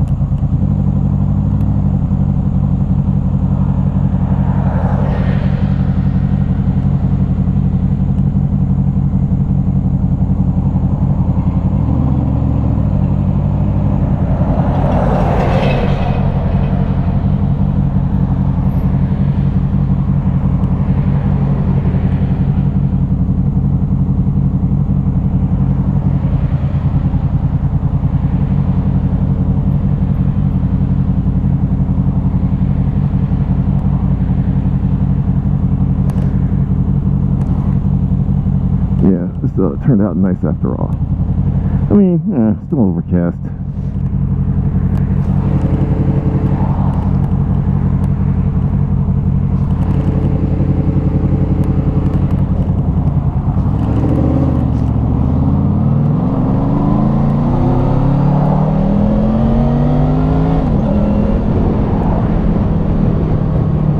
So, yeah, you can see that light or the sky. Now, I think it would probably show up well anyway, because it's not that bright. Like, if I didn't have this filter on, I think that sky would still show up. It's only when there's like this huge amount of sunlight that causes it to look goofy or washed out. So today, I mean, this is not a good test at all. I mean, the only thing I'm testing really is how it looks on an overcast day. I already determined, because like I said yesterday when I got it, it was kind of like the mail came late in the day. and I had time, but I could have gone riding. But I was really wanting to. I mean, this filter was really my goal for yesterday. I didn't want to go riding and then you know, record, you know, in the wacky non-filter mode, because it was bright as shit yesterday. So I wasn't really, I mean, there was no reason to go riding. The whole point of me riding recently is for equipment testing, not just to ride. You know, so I'm riding with a purpose right now. This isn't really pleasure a ride, it's more of like a technical ride. But it does, I am curious to see how it looks in an overcast day, because my plan is just to keep this damn thing on 24/7. Like, I'm not taking it off.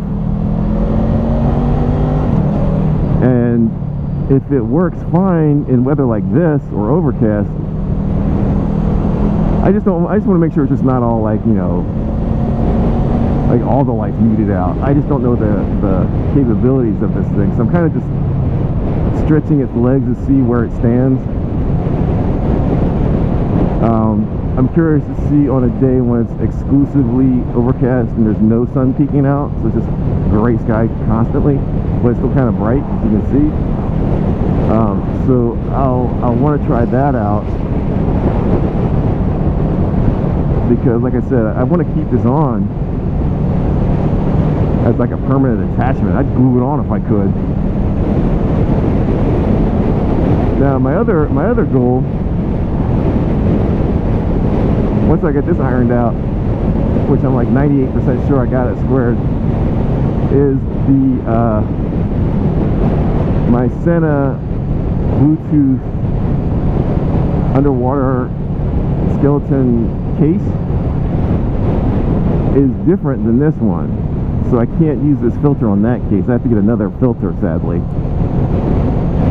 Now that case has a round, you know, as opposed to square lens, you know, cover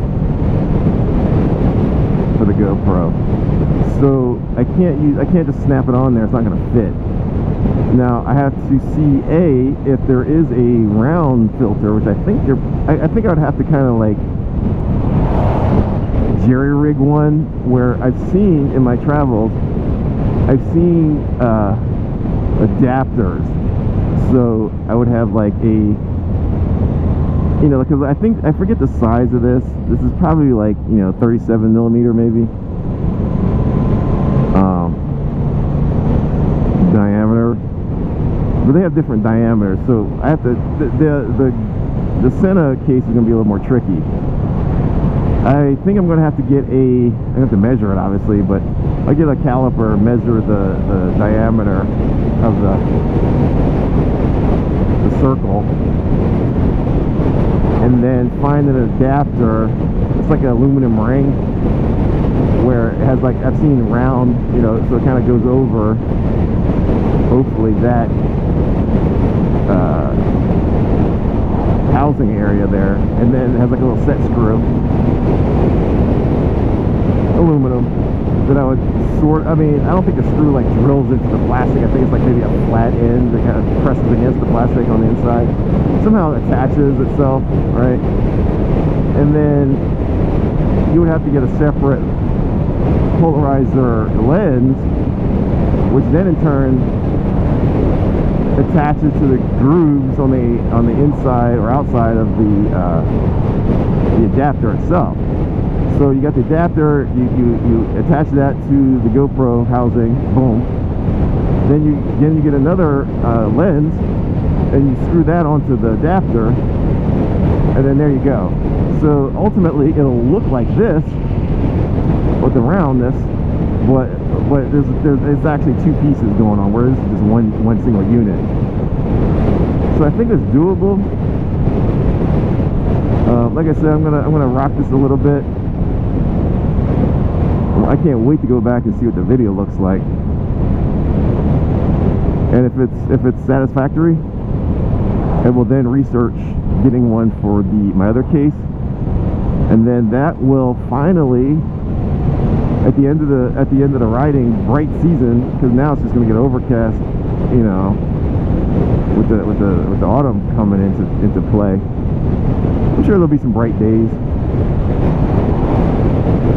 but typically autumn's a little more overcasty than summer, so I have to choose my days a little better, which is why I want to see how it looks like right now with the lighting conditions kind of not so bright. Like, there's not a lot of shadow. So there's shadows now, but most of the ride there was no shadow. Telling me there's no light, no, you know, not a lot of light happening. Now, I don't know if I want to go all the way into New Hope. Like, I've been riding like longer than I wanted to in this direction, but this road's just as boring as the last one. So what I think I'm going to do is I'm going to find, see, now the sun is coming out in the direction I'm kind of heading. So like I said, if I go back, as soon as I go back, I'm going to lose the sun. Like, the sun will be in my back the whole time, which, like I said, that wasn't the goal of this trip, was to ride with the sun on my back. I was kind of hoping that it would die. They said that around 10 o'clock it would disappear. So it's 9:48 now. So the sun's still poking through, going in the easterly direction. So I'm still trying to like absorb some of that as much as I can.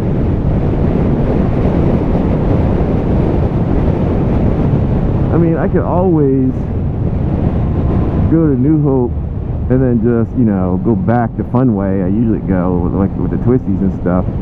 Maybe I'll do that. I wonder if I got time for all that crap.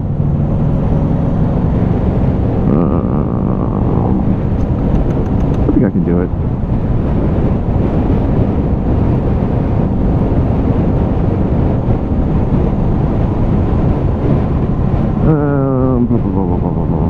I think. Because otherwise I would just go basically just back the way I came, all straightaways, with the sun on my back.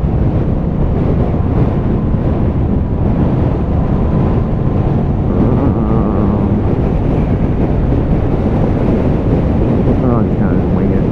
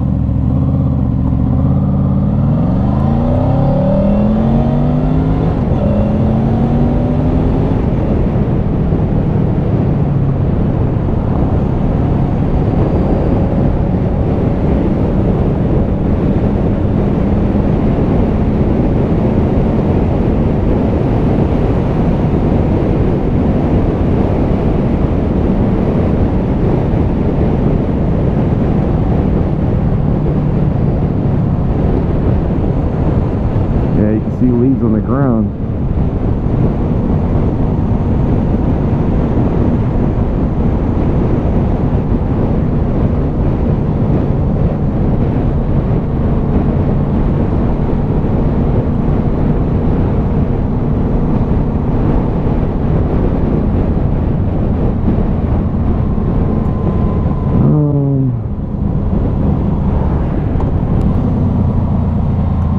Going to town proper or that way? I guess I could have gone that way. I'm going to make it right anyway. Alright, so now we're in New Hope. Yay!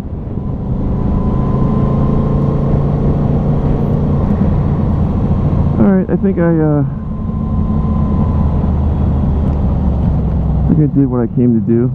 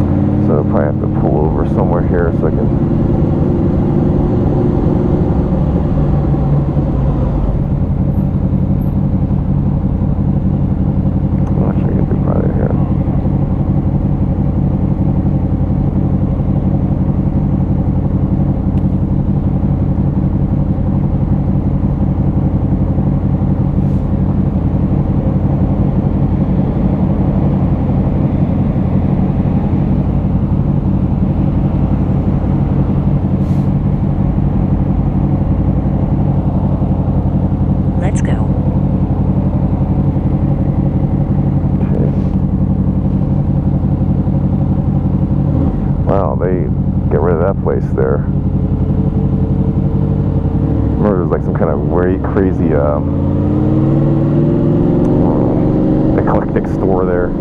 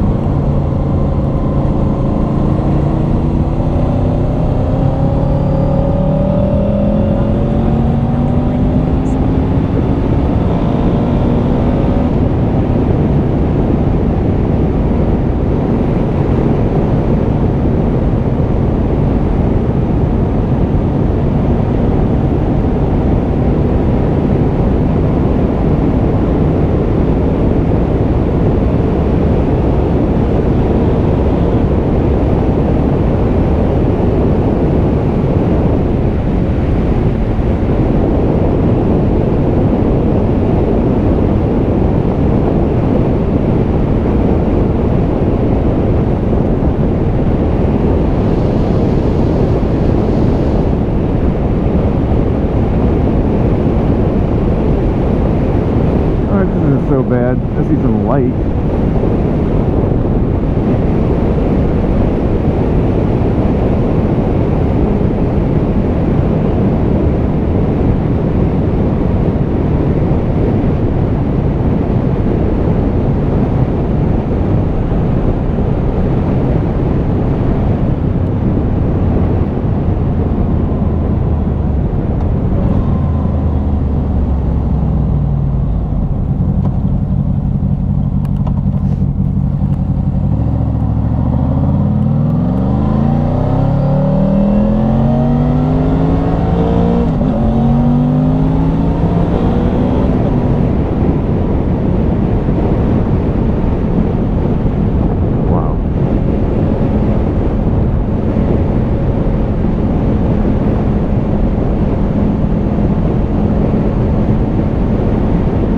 This will be interesting to see. This is like no light in here whatsoever.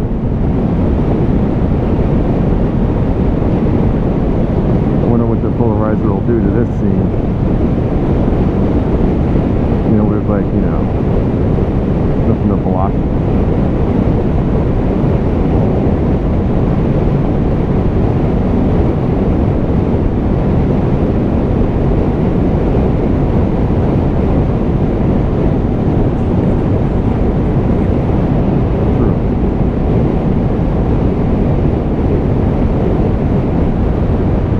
Told me that like half an hour ago. So that must be, I don't know, I must have clicked the setting or something, or maybe that's the advanced voice option. This voice is a lot more talkative. You know, I don't recall it asking, you know, telling me, you know, my mental condition. Like, hey, you're probably a little tired right now. You need some coffee. Let's pull over at that wall coming up. That's gonna be like artificial intelligence is gonna be doing all that shit. Guaranteed. It's already happening. I guess I'll call this my AI rant 2.0. So it's kind of like democracy, or American democracy. It's a fine balance. Like, if people weren't out to get you, an open society would be great. We all know what happens when you know, have an open society and terrorists are out to kill you. They're going to take full advantage of your lax, you know, security. So AI is great in that it's like an open society logic, where it's you know, it's only there to help you. I would love to be sitting here and then, hey, say like, hey, look, I've been monitoring your heartbeat. It's getting kind of like, you know, it's not really like pumping, it's just, or it's getting very consistent. To keep your interest up, maybe you should make a left up here and take a little twist of your route. I'll auto route you to a twist of your route. That'd be like,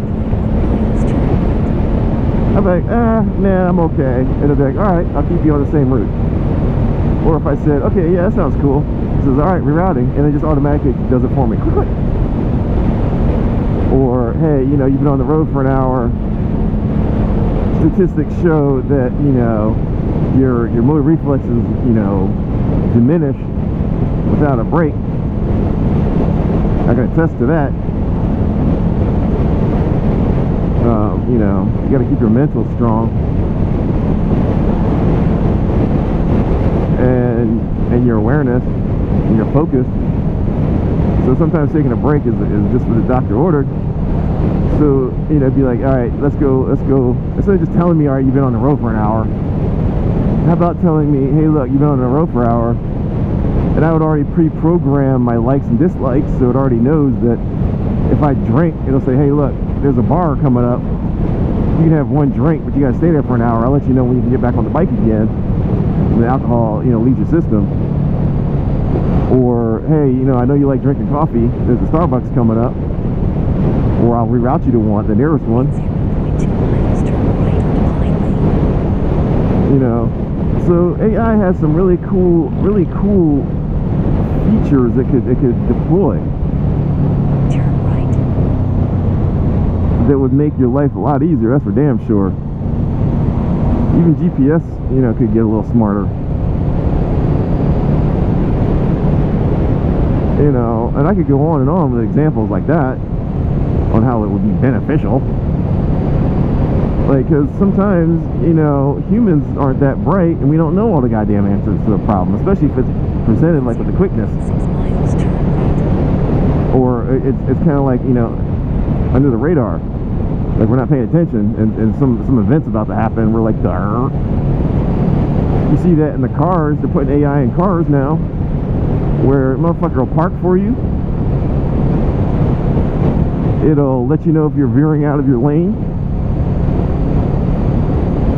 It'll slam on the brakes for you if it thinks that you're going to crash. Or if you're going somewhere and crossing an intersection, 2 miles, turn right onto the road. and through various lasers, sensors, cameras, and a 360 angle around you can tell that, hey, there's a vehicle approaching from your 11 o'clock position that does not look like it's going to stop. Turn right, then turn left. And it's calculating, if you go forward, you're going to intersect and have an accident if you don't slam on the brakes in 3 seconds. And you're looking at your phone doing some text. You know, I can see AI is super convenient, but it also makes you super lazy. You know, like driverless cars. Pretty soon, people are not going to know how to drive a car, or have you know, the wherewithal of social road protocols, courtesies. You know, like, sometimes you gotta, like, you know, be the better person and let that car go. That builds character that you can apply in other parts of your life, right?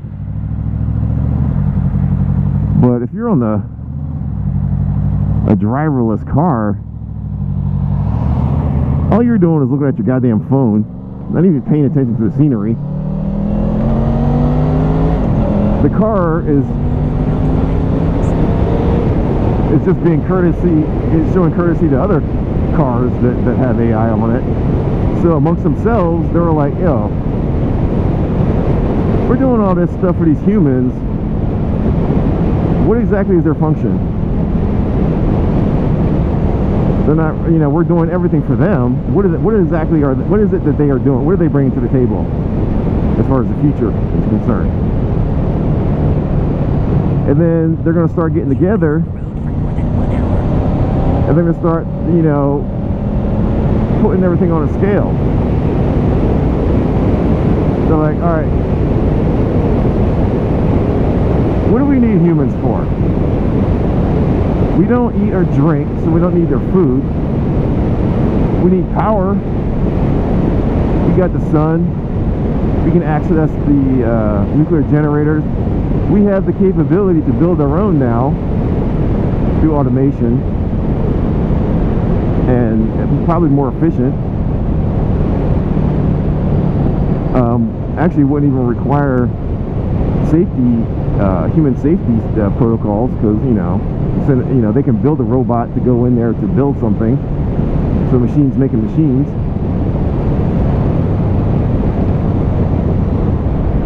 So you know what I mean, like, you know, you don't need humans in that respect. Design, they access all that shit.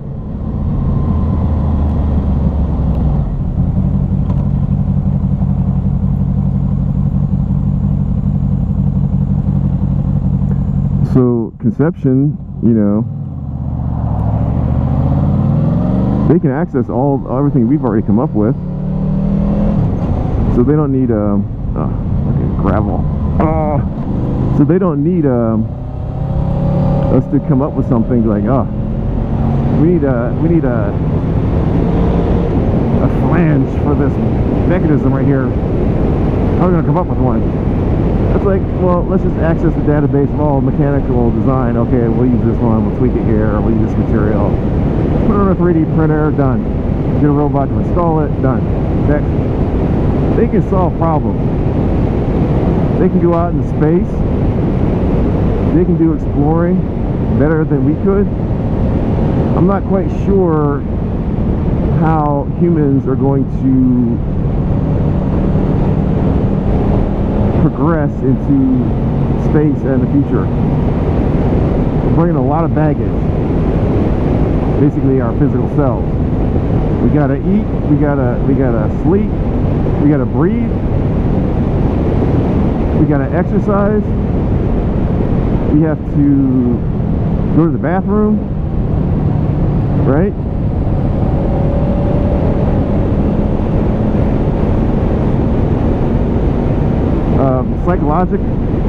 Psychological factors,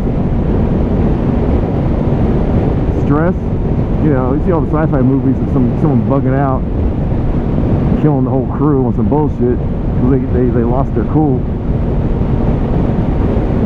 Like Coffey in The Abyss, Navy SEAL, who got, you know, it wasn't that he was inherently the bad guy. He became the bad guy, no fault of his own. He just had some nitrogen bubbles in his goddamn blood when he decompressed, and it caused his brain to malfunction. That didn't mean he was like a bad guy. He became the bad guy at that point, but prior to that, he was in charge of a Navy SEAL team, tasked with, look, we got this unknown threat to just down one of our nuclear subs. The Russians are going dark on the subject. We could be at World War III. I need someone who is a proven leader and can make decisions in a pinch and follow orders.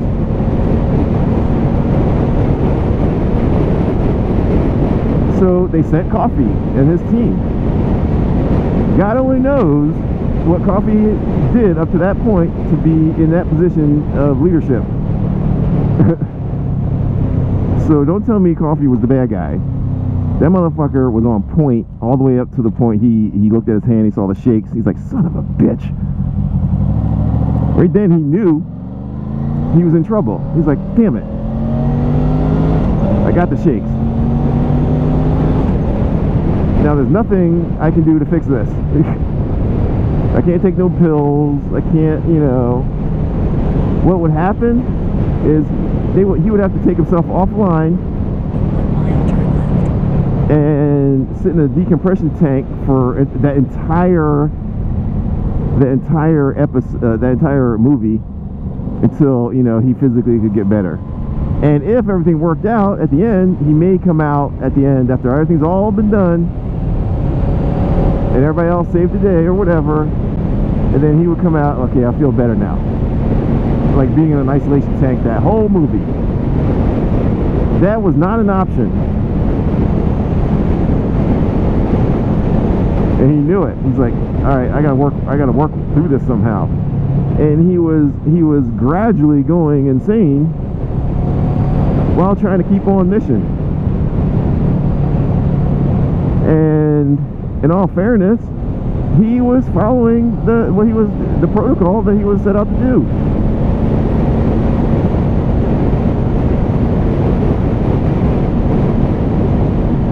There was an unknown threat. In 0.3 Like, miles, they turn were, left onto Forest Grove Road. their superior officers told them to go get a nuclear warhead from that submarine. That was part of the mission before he ever got sick. Like, that was already in the cards, was to detonate a nuke if everything went south. Send it to the source. So in the movie, everybody was like, "Ugh, Coffey is like going insane. He wants to just nuke the aliens for no reason because he's crazy." No. In 0.1 miles, turn right onto Forest Grove Road. That's why they got the nuke at the beginning. Right. They're like, "Look, we're not going to bring a nuke down there.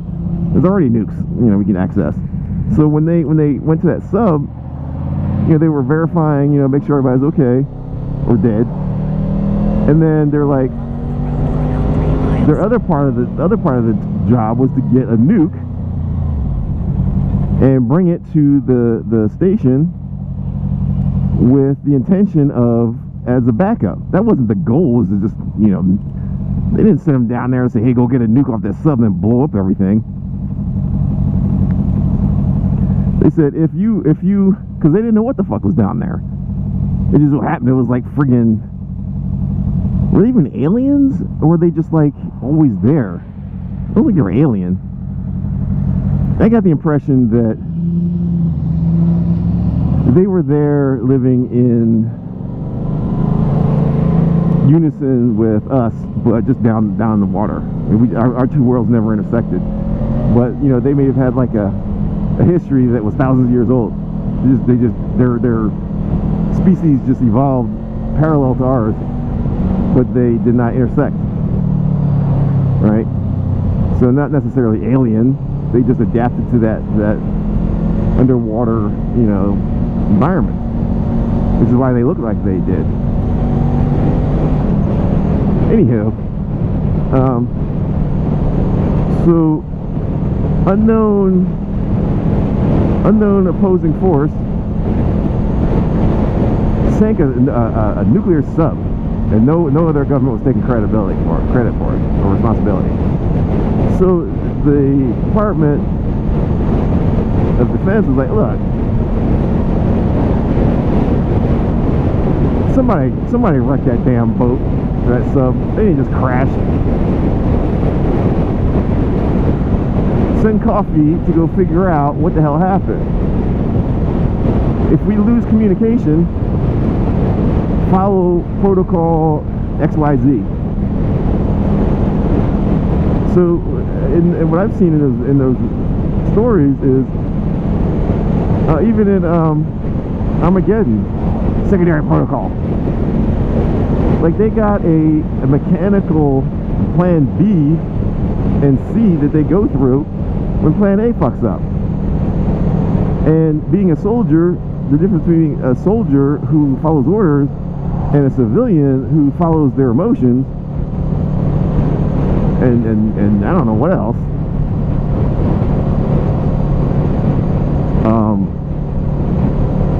You know, a civilian would never opt to cancel. A The civilian would never opt to arm a warhead if you know something happened.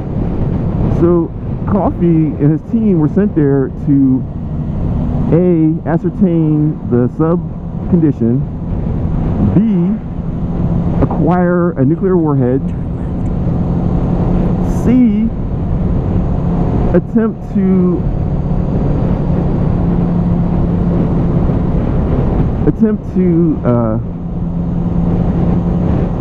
find out what was the cause.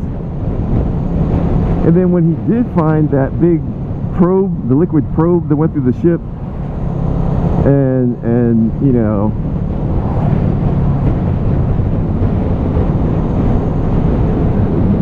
the chick was all putting her finger in its head, and oh, it's just like seawater, and it's like making faces in the water and shit. And then Coffey shut the door on it because he's like, what the fuck? He didn't say, he didn't think it was alien per se. It was an unknown, something he's never seen in his experience was happening. I'm sure he interpreted that as like, all right, some government got some strange X-Files tech that they're using against us, like on some Hunt for Red October, Caterpillar Drive shit. You know, that's the biggest fear, is having someone, another government with deploying a technology you have no awareness of. You don't have a defense. You're just sitting there like with your mouth open, like, oh, what is that? That's not an option. Hence the arms race. You got to be on point, or at least equal with your adversary. You want to be on the end where you don't know what the fuck just hit you. EMP. So Coffey was probably looking at that water shaft as some kind of like foreign, earthbound science that was being prototyped. It was being prototyped and used against them, and no one knew what it was, because it was so advanced and new and secret. And he was like, what the fuck? And just shut the door on it, like, wham! And then like the tail end of, you know, when all the water went down, but that part of it was like, you know, reared up at him and shit. He's like, whoa! The fuck? And then they were like, ugh. So Coffey, you know, now do you believe in aliens now, motherfucker? And then he's like, oh, these motherfuckers. And he looked over his team, he's like, they think it's cute that it went straight for the nuclear warhead. You know, it wasn't on some just random, I'm just gonna fish around to see who's who. He didn't go look for a person. In his mind, he saw a unknown force eyeballing the nuclear device. Turn right. As if, in his mind, he thought that that pylon, water pylon, was trying to ascertain their nuclear status. He's like, these motherfuckers, some alien, some mechanism came in here and went straight for our trump card. That's like if you're playing poker and someone just kind of walked behind you and looked at your hand and shit. It's like, whoa! Oh, now the sun's out. Look at that. See that? Now, if I had not the filter on, that would all be washed out white right now, because that sun's pretty beaming. I see shadows over there. Oh, nice car. Zoot. Lamborghini. What you got? Oh, Ferrari. Lamborghini, Ferrari, and what is this, a Corvette?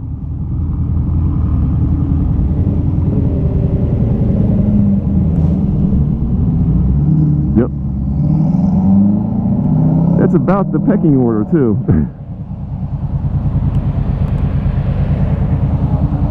What they were missing was the Viper.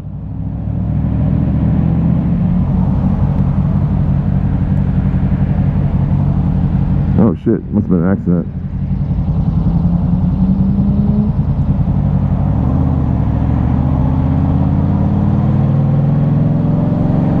Damn, it's a Jaguar and Porsche. And what the fuck that is?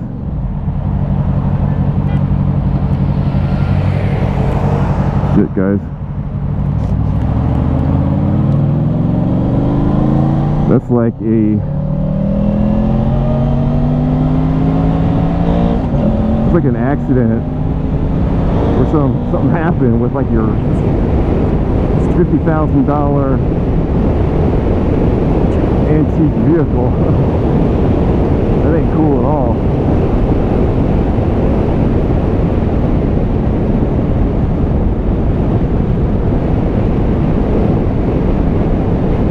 So this is kind of like a hybrid ride.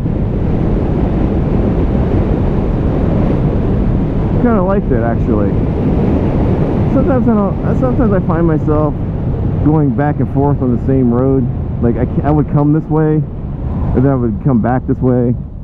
So it's cool, you know, but it's like the same scenery I've seen, like, but in reverse. It gets boring. And I'm starting to get a fan of the loop ride. So I start at a point and I come back to the same point, but I take a different, I'm coming from a different direction. So I've been kind of looking at that. This I did serendipity that, like I said, my main goal was to get as much sun into the lens as I could. And the only way I could do that at this time in the morning would be to drive east in a straight line, which is what I did. And then I just kind of came up to that Route 202 back there. I was like, oh, I kind of, you know, I'm starting to see 309, seeing all these intersections I'm starting to see that I'm familiar with. So I just kind of like, all right, well, let's go here. And then I didn't really plan on going to New Hope. It wasn't really in the cards. So I ended up there, but I used that as like kind of like the back end of the loop on my ride here. So I got the straightaway done.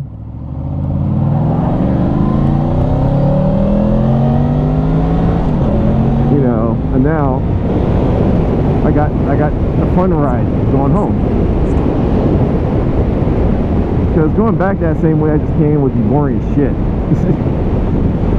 A, because the sun is in my back now, so I just basically be, you know, the whole point of going that way was to have the sun in my face.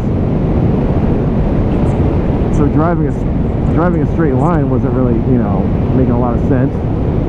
So this worked out fine. So now I got to ride on the way back, like halfway there, now halfway back. I'm going on a pretty curvy ride home with the sun on my back. But I can still see shadows and stuff, and I should still be able to distinguish. Like I'm still simulating the going into shade and going into light now, and the sky should stay consistently blue.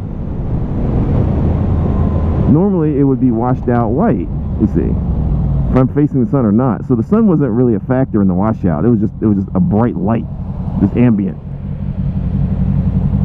Because it was overcast most of the morning, I wanted to drive into the light. So this way, now this is cool too, because now there's so much sun that I can see blue over there. You know, the sun's on my back, and I can see blue ahead of me.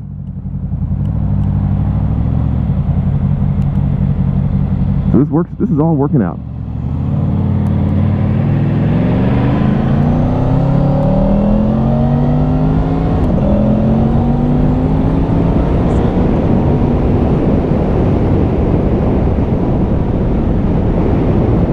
Time-wise is perfect. Like this whole ride was perfect. Everything worked out exactly as I hoped it would be. It turned out better than I hoped. Now look at this. Yeah, bright light on the road, shadow, bright light, shadow, bright light, shadow, alternating. A lot of times the yellow on the road, I couldn't even see that shit unless I was looking through my windscreen here on my bike. So the paint marks on the road I couldn't even see. That white building right there would be all washed out. That white truck would be washed out. That's all white over there, you know. Got some light. I'm not looking at the light. I'm kind of looking, my eyes on the road, but I have my head's tilted, you know, the camera. I'm trying to see over there, but my eyes are on the road right now. So just kind of like trying to get some kind of visual lighting onto the camera still. So now in the shade. Above me is like, kind of like, you know, washed out anyway. Like in front of me, it's not really like blue or white, but it's not pure white. I can definitely see hazes of blue. It's hazy. And the cool part with the filter was it was distinguishing the haze colors, the white and the blue. It could distinguish that, whereas without the filter, it would just blanket it all as a white color. Oh, it was horrible, horrible, horrible, horrible. Like, so up until literally this video, all my other videos were garbage. Like, I wouldn't put those anywhere other than private use. That's just more like for like research purposes.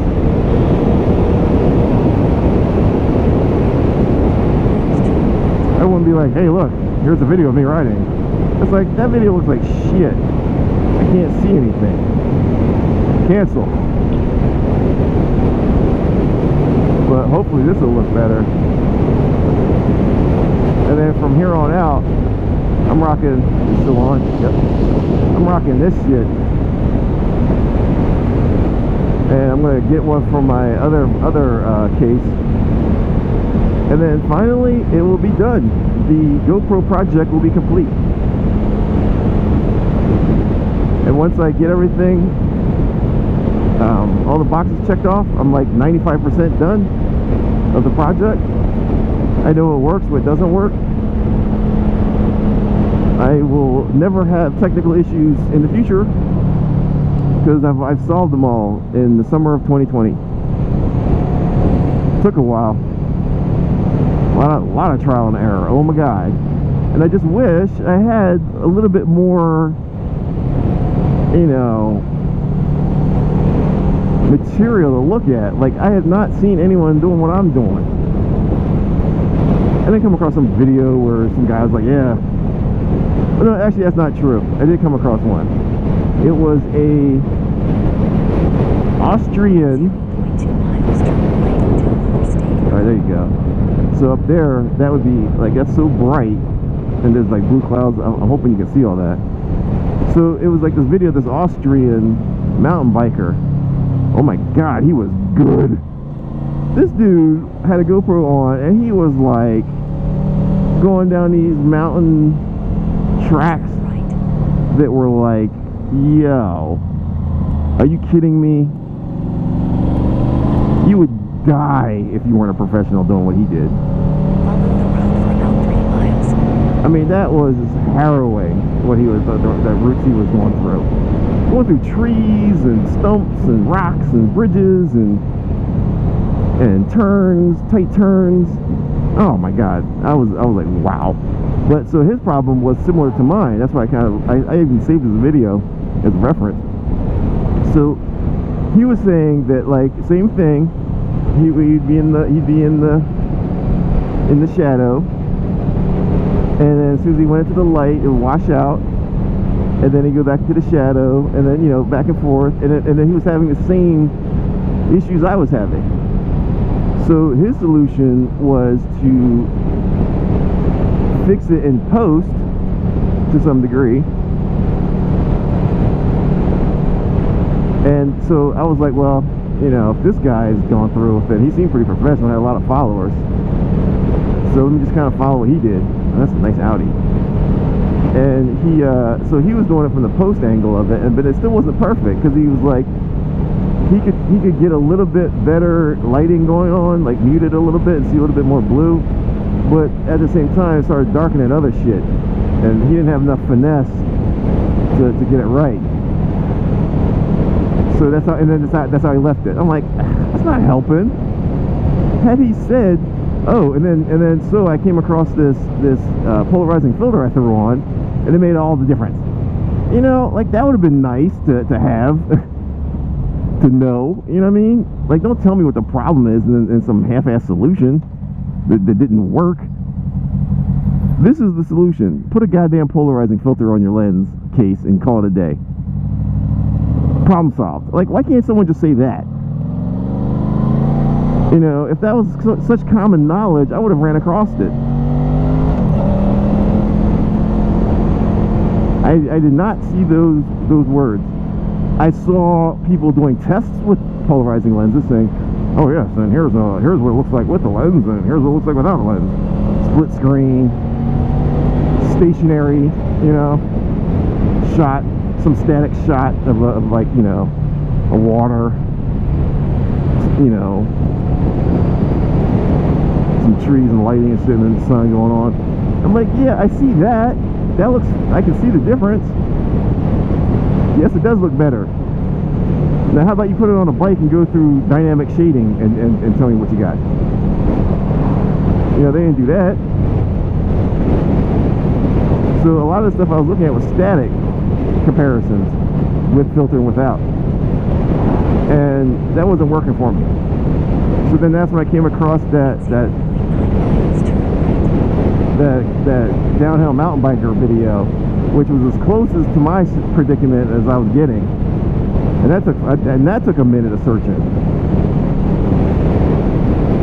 You know, I ran through plenty of videos of professional photographers giving me their Pro Tune settings, which didn't do shit for me because I'm not a videographer with years of experience in post to fix the shit. So I even tried some of their setting recommendations, went into post, I was like, Jesus Christ. Nope. It's not my job. I mean, if it was my job, maybe I would go that route. But I find it so much easier to just put a goddamn polarizing filter on there, let the GoPro do it automatically, because honestly, it does a damn good job of color matching all that shit automatically. It's just the only thing that's lacking is the ability to mute out the goddamn brightness. That's the only failure of that auto feature. Everything else is on point. Shutter speed, ISO, all that shit is on point. Color looks great. It's just when it goes into light and dark it fails. So the polarizer filter checks that box off, so I can leave it on, you know, the GoPro's, you know, automated settings, which were fine, and then the polarizer filter to negate the brightness factor. I mean, that's perfect. I'm done. Now, why couldn't someone just say that? I wasted so much time in video and wasted video rides, good rides too, long ones. You know, testing some settings that failed. And I was researching this for a few weeks too. So that's my statement. If you got a GoPro, just leave the auto settings on, unless you're a professional doing post shit, which most of us aren't. We're just throwing it on and just looking at the videos. You know, put a goddamn polarizing filter on there and call it a day. That's the final statement. Just do that and you're cool.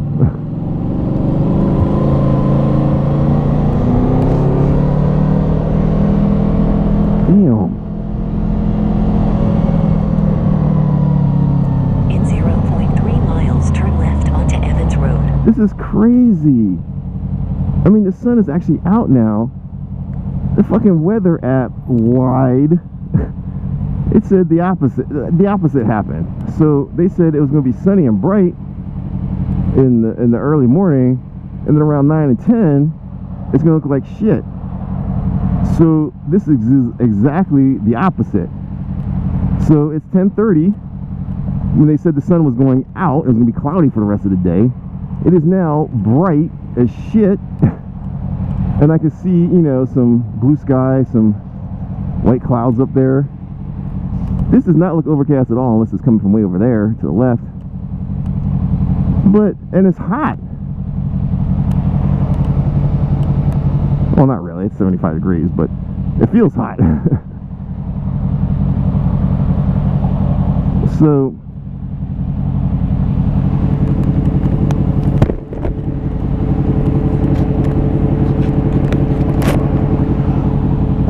you know what I mean?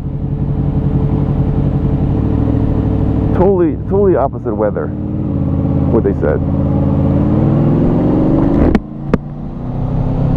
Turn left.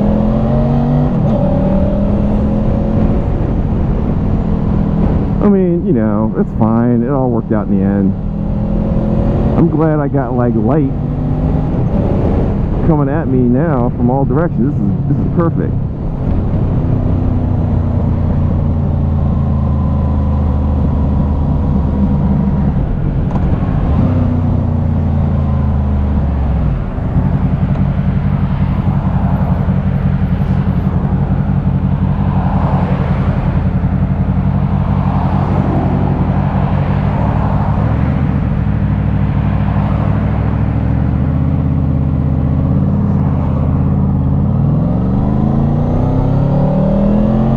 Here we go.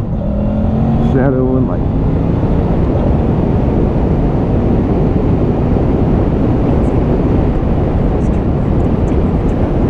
So the sky up there is not really blue. So, you know, if you see a whole bunch of white up there, that's how it looks. In all fairness. But now it's blue over there.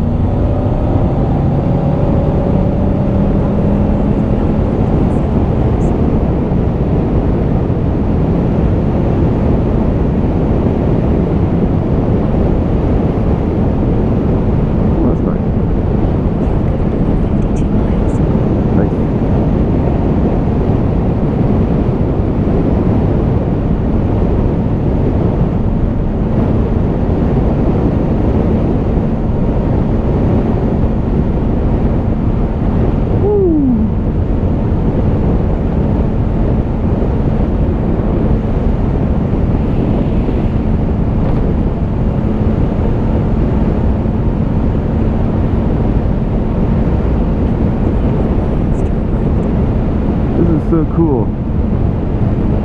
So I'll be back in enough time to put this on the computer and take a look at it before I gotta, you know, start the rest of my day in the cage.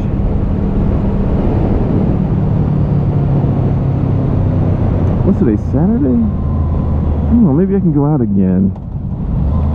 I promise my wife I'd do some freaking lawn work though. So probably after this, go to Lowe's, get some mulch. And I mean, because it's nice out. It's like, it's not too hot. The sun's not really beaming. It's windy. So this is a good day to do work outside.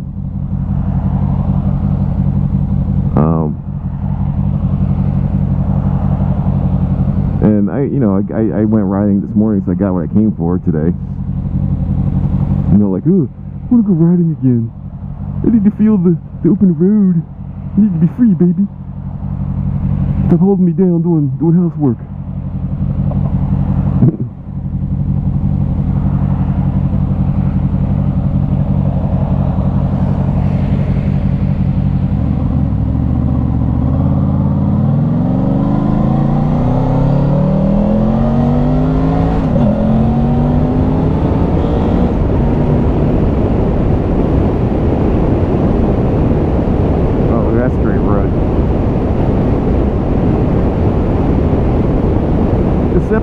straight.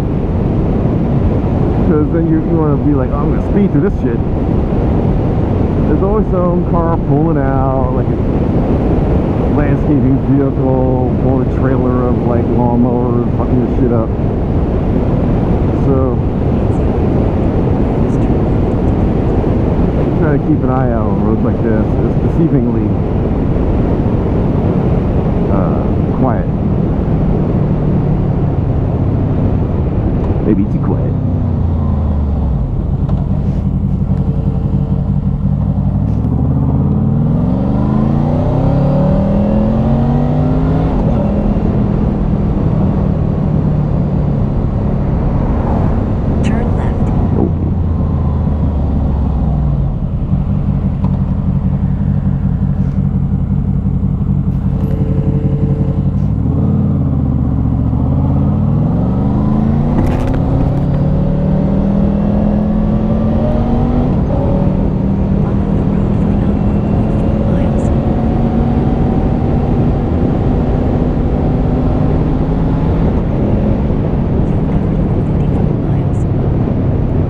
Seem like a lot.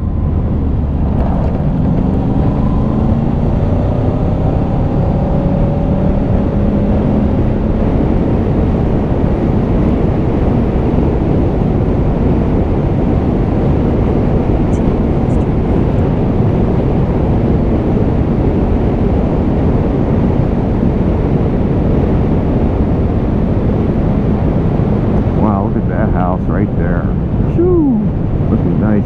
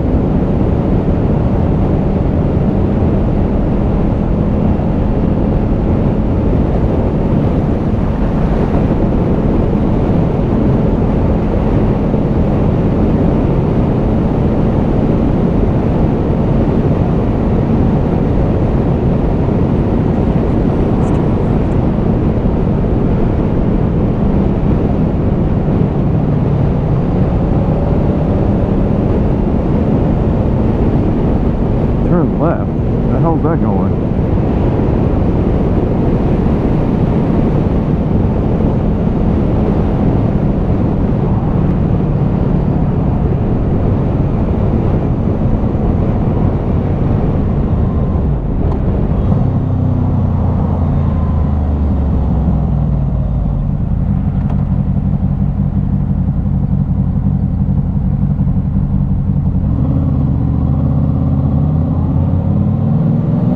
I love how high up I am on this bike.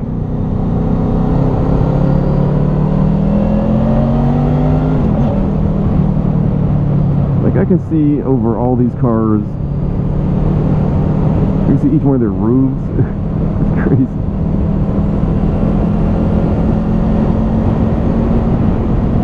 Definitely gives me an advantage, a much needed advantage.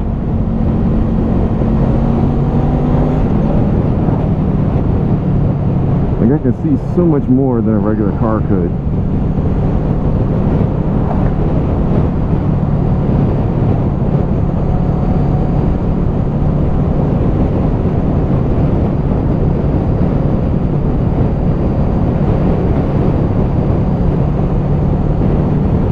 In 250 feet, turn left onto Step Avenue. No. I don't know where the hell that's going. That's literally going the opposite way from my house. Oh, must be still on some twisty logic. Must be twists over there. That's alright.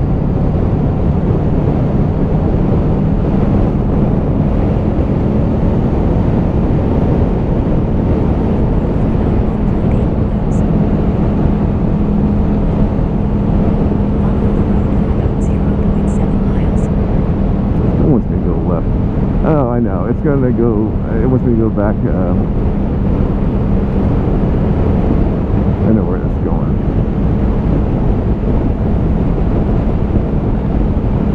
I wonder why it decides to go that way. I mean, it should reroute automatically and say, alright, so coming up here, make a right,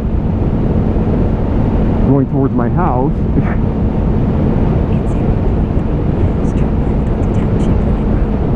Like, this is taking me the opposite direction of my house. To go back on some twisty, alleged twisty route. Turn left. How about we turn right? See what happens. Reroute after the fact.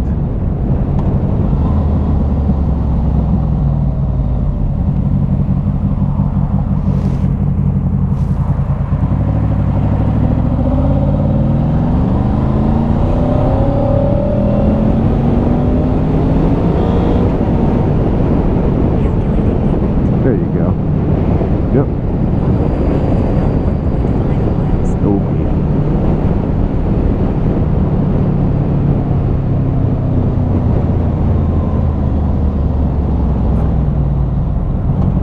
This is hilarious. Now the sun comes out in full force. Son of a bitch.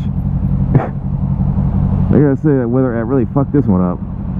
This is a gorgeous day to go riding. But I'm glad I went when I did. I got to see the contrast in the lighting. So now it's actually consistently bright for the most part. I mean, it's still hazy, but like I can see shadows a lot easier than I did this morning.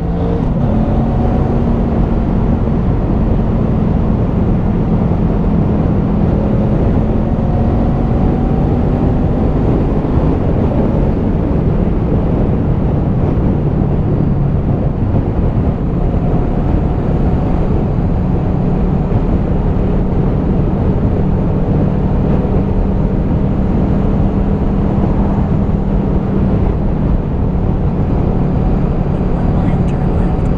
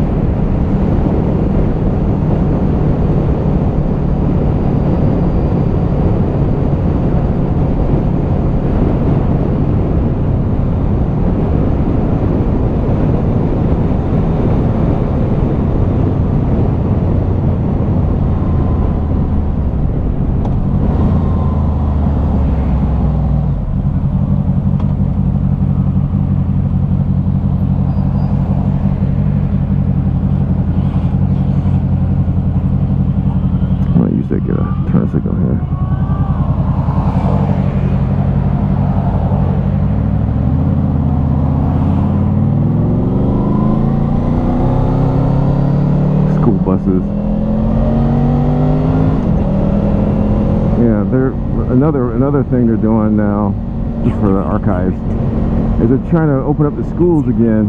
Miles, turn right onto East Germantown Pike. Trying so hard to make it like it was before. Hey, let's go back to football games and stadiums, and gotta get the college kids back to school and playing games and money. Sponsorship's failing. Nike doesn't know what to do. Nike's imploding. Adidas, Gatorade shares just dropped. Right? Who the fuck is drinking Gatorade right now? Nobody. They probably are losing so much money now that I think about it. And they're probably, like, their lobbyists are probably talking to Trump team like, look, Turn right onto East Germantown Pike. no one's drinking, none of the college athletes drinking Gatorade because none of the college athletes are playing. So we got a whole bunch of Gatorade sitting here doing nothing. No one's drinking it. No one's helping me. So Trump's like, look, all right, y'all give me some lobby money and we'll see what we can do. And then, okay, yeah, we need to open up the stadiums. We gotta bring our shit back together.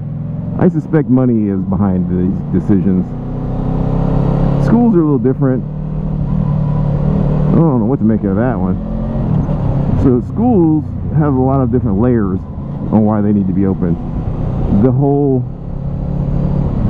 almost they act like daycares and nannies and Calculating new route. caregivers and minders Turn left. and feeding kids morning lunch, Calculating new route. that kind of stuff, snacks, whatever. Turn left. So they function as that, and that's free service. You know, send your kids to school, you don't got to worry about shit. Someone's gonna be watching them and feeding them and driving them there and back in a bus. So from a caretaking point of view, I'm sure a lot of parents are just like, look, I need my kid back to school. This remote learning ain't working shit. 0.7 miles, turn left. Because, you know, now I gotta go to work, let's say. Who's gonna watch the kids and feed them and entertain them? They're not socially interacting anymore with other kids, really, other than on, like, you know, Call of Duty, chat room. No one's playing sports together. Very, very strange time right now. And the timestamp of this video is August 15th, 2020. Like, you know, around 80 days to the election. We got like a first female VP, African / Indian American 0.2 miles, turn left onto East Johnson Highway. in the ticket. See how that goes. Turn left.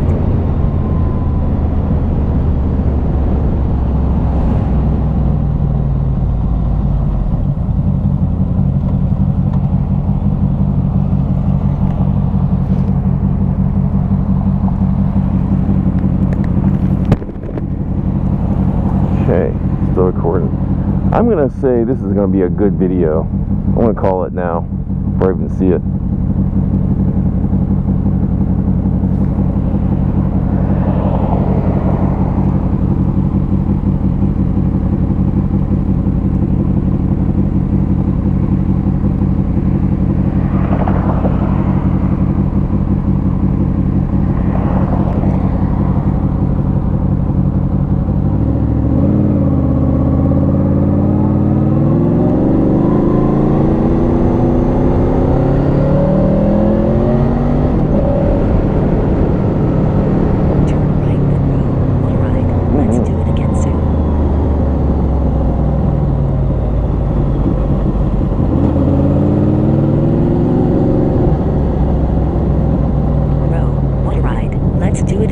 Okay, you already said that. But I agree. It wasn't as right.